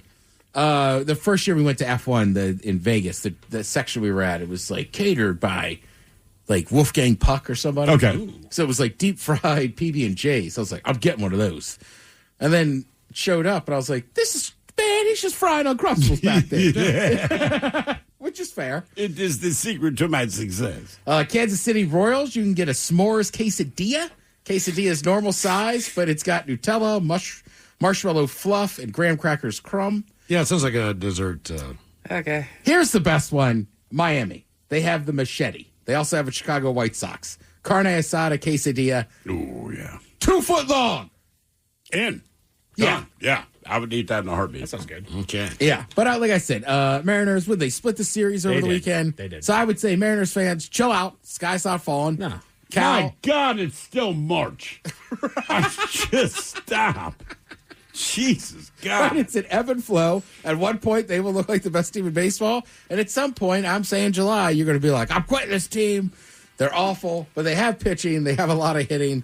Unfortunately, they keep hitting dingers the first 2 games with nobody on base. Yeah, right. So we have to see what happens. It's still March, Mike. You're still going to let me down, I know. They do it every damn year, Steve. You had to go through October to be let down last year. I did. Yeah, 7th game of the ALCS. If you like NBA basketball, Peacock's got you covered tonight with NBA Monday. Thank you, Ted. We appreciate it. You're listening to The Men's Room. Men's Room returns with Miles and Thrill. Now, let's see what's happening in the real world. All right, here we go. A Kentucky man is arrested for robbery after winning a $167 million Powerball jackpot. Robbery? Robbery. Okay. Meanwhile, New Mexico Zoo, his daily opening is delayed after one escaped elephant needed to be caught. $5 million Airbnb is destroyed by 800 partying teens. A woman denied sex by her boyfriend beats him with a belt that she took from her jeans. And a seeing eye dog identifies a blood clot in owner's leg and saves his life. It is time for your headlines. Now, it's time to hit the headlines. Here's my car. All right, our top story, we're going to Chihuahua, Mexico, where the ladies are going to get some, or else. Police were called to a local home on reports of a domestic violence incident that had occurred. Inside, officers found the couple along with their young daughter, with the man sporting some fresh injuries. The story goes that the woman armed herself with a belt and mercilessly beat the man while hurling insults his way, all because he refused to have sex with her. The attack left him with injuries to his arms and back, and he says that on top of that, of the insults that she tossed his way, she searched his phone without permission as well. She was arrested and faces charges. Did you see her picture? Yes, I did. Yeah, I did. I believe the FARC headline was, I can fix this woman. Yes. I can cure her ill, even if you do block out her eye line. Because now you can't recognize her. Unless anyone that knows her knows it's her. Yeah, they no put kidding. one little bar over her eyes. Right. I'm like, really? Okay. I think it works. I'm not here. It's like a little kid playing hide and go seek. You don't see her. In other news, an Airbnb in Texas is going to be closed for a while thanks to a raucous guest. The home is owned by a man that chooses not to live there but rents it out as passive income. And being that the property is a $5 million mansion, he's able to get by as he rents it out. But this latest group had reserved the mansion and informed the owner that it was for a party of 7. Modest group. But on one fateful night during their stay, police got reports of gunshots coming from the home. Damn. And moved in to investigate. What they found was several armed men at the gate of the house, threatening to kill people. And after taming that fire and moving into the home, officers found a few more than 7 people in the house, Ted. As the party was advertised on social media and swelled up to an impressive number of roughly 800 people inside that mansion. Upon seeing authorities, scores of people went fleeing as others were arrested. The owner is shocked and devastated by the condition that his home was left because there was 800 people in there that didn't give a damn about what he had going on. As you can imagine, it was decently destroyed by the time that he got in to check the damage. The guests are facing charges. He said the wall fixtures were taken out. Everything. The granite countertop was smashed because he assumes that they were up there dancing on the table and they busted the doggone thing. Like, I get that parties can get fun. How did they get that destructive? And how old were the people that rented it? 20s somethings. They were a younger group. That's crazy. Right. And also, I just don't know that you can rent an Airbnb and think they don't have a Ring camera. Like, they know what's going on. Right. And don't post it on social media. Right. And that's the big thing. Everyone will show up. Good Lordy. And the thing is, look, this has been going on for ages, right? It happened when I was in high school, right? Like, somebody throws a party, people hear about it. People you don't want to be there will show up, guaranteed. Bum rush it, and like they will just destroy it to destroy it. No kidding. Yeah. Oh, God, yeah. Whiz. Yeah, we had the cop show. We had through one party, and it was going to be a big party, maybe 60 people. Probably 150 people showed up. It was a good party until the very end. The irony is that what kind of made things go south, I knew the 2 guys involved. I knew the one guy involved. The one dude, very hardcore brother, but he was like, man, it wasn't me. I'm like, I know it wasn't you. That's not your MO. But another guy who was kind of a friend of a friend of a friend of ours showed up. Someone stepped on his shoes. And it's like, dude, we have a 2-window wide townhome. It's inevitable. They did not do it on purpose, but Don't you couldn't wear let your it. good It shoes. became this big thing. Right. Cops showed up. I threw one party. It was a banger. Fight broke out.